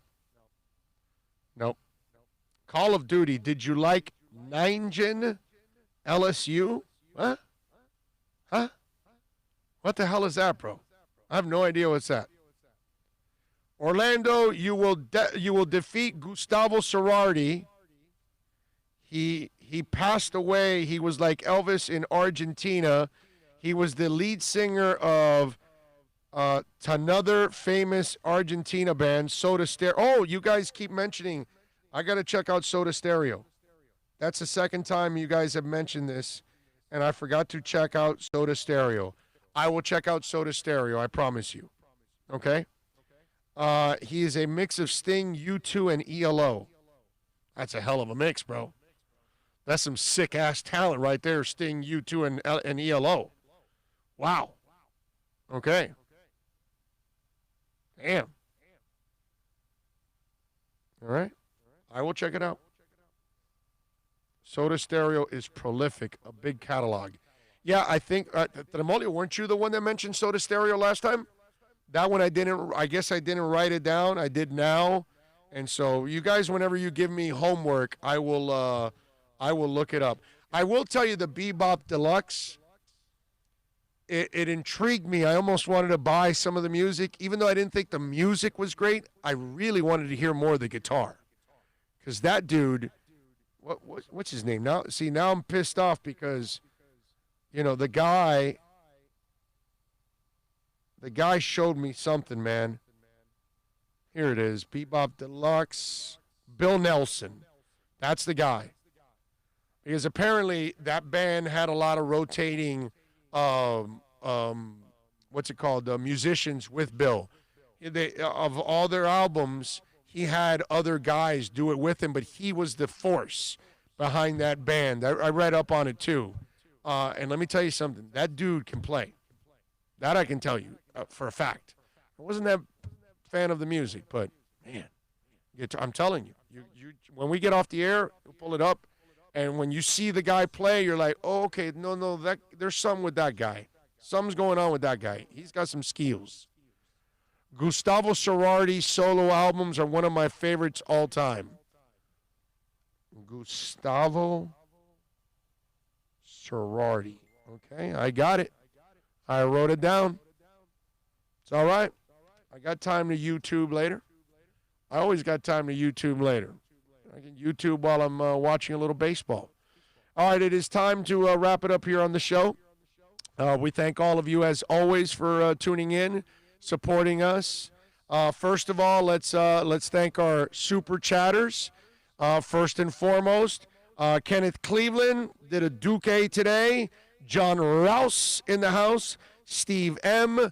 Drew Boo also chiming in. Appreciate all of you out there for giving us a little extra love on the super chat. We want information. Who are you? I'm a go-getter. Who are you? Dumbass material all the way. I am not. Dumbass. I am super chat.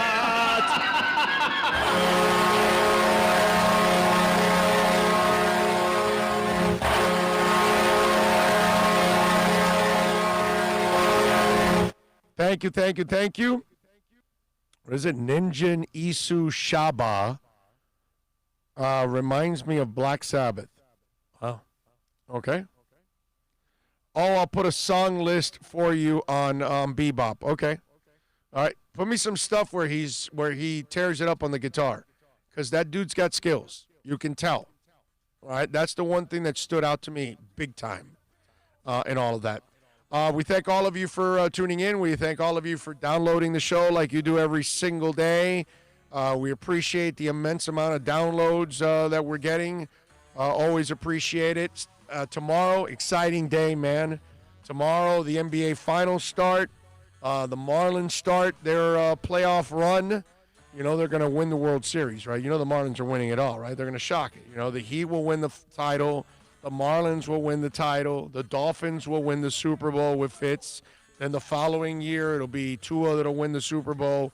All these kind of things are about to happen for us. We need to contact Vegas and put some money on this. Put some money on it. Inter is going to get on a roll, get into the playoffs, win the MLS Cup, and life's going to be really good for all of us. So hang in there. Are we field tripping it tomorrow? Yeah, VSS West Pines tomorrow, Wednesday, baby. 12 o'clock, everybody. Yeah, I don't even have a soccer game tomorrow. Wow, I don't have a long day tomorrow. What? I know. We don't play till Saturday. It's awesome. Got almost a whole week from Sunday to Somebody out there knew that Saturday. You needed to watch the Heat game. Either that or they wanted to give Higuain a little, rest in between the matches, which was good because he played 99 minutes in his first match. Because we had 9 minutes of extra time in the never heard of 9. The second half. That's the most I've ever heard. We had 2 so actually he played 101 minutes because we played 2 in the first half. So It was a 101-minute match the other day. All right, you all. I love you. Thank you for the support on behalf of Bill and Philippe. We'll see you tomorrow. Be good. Stay safe.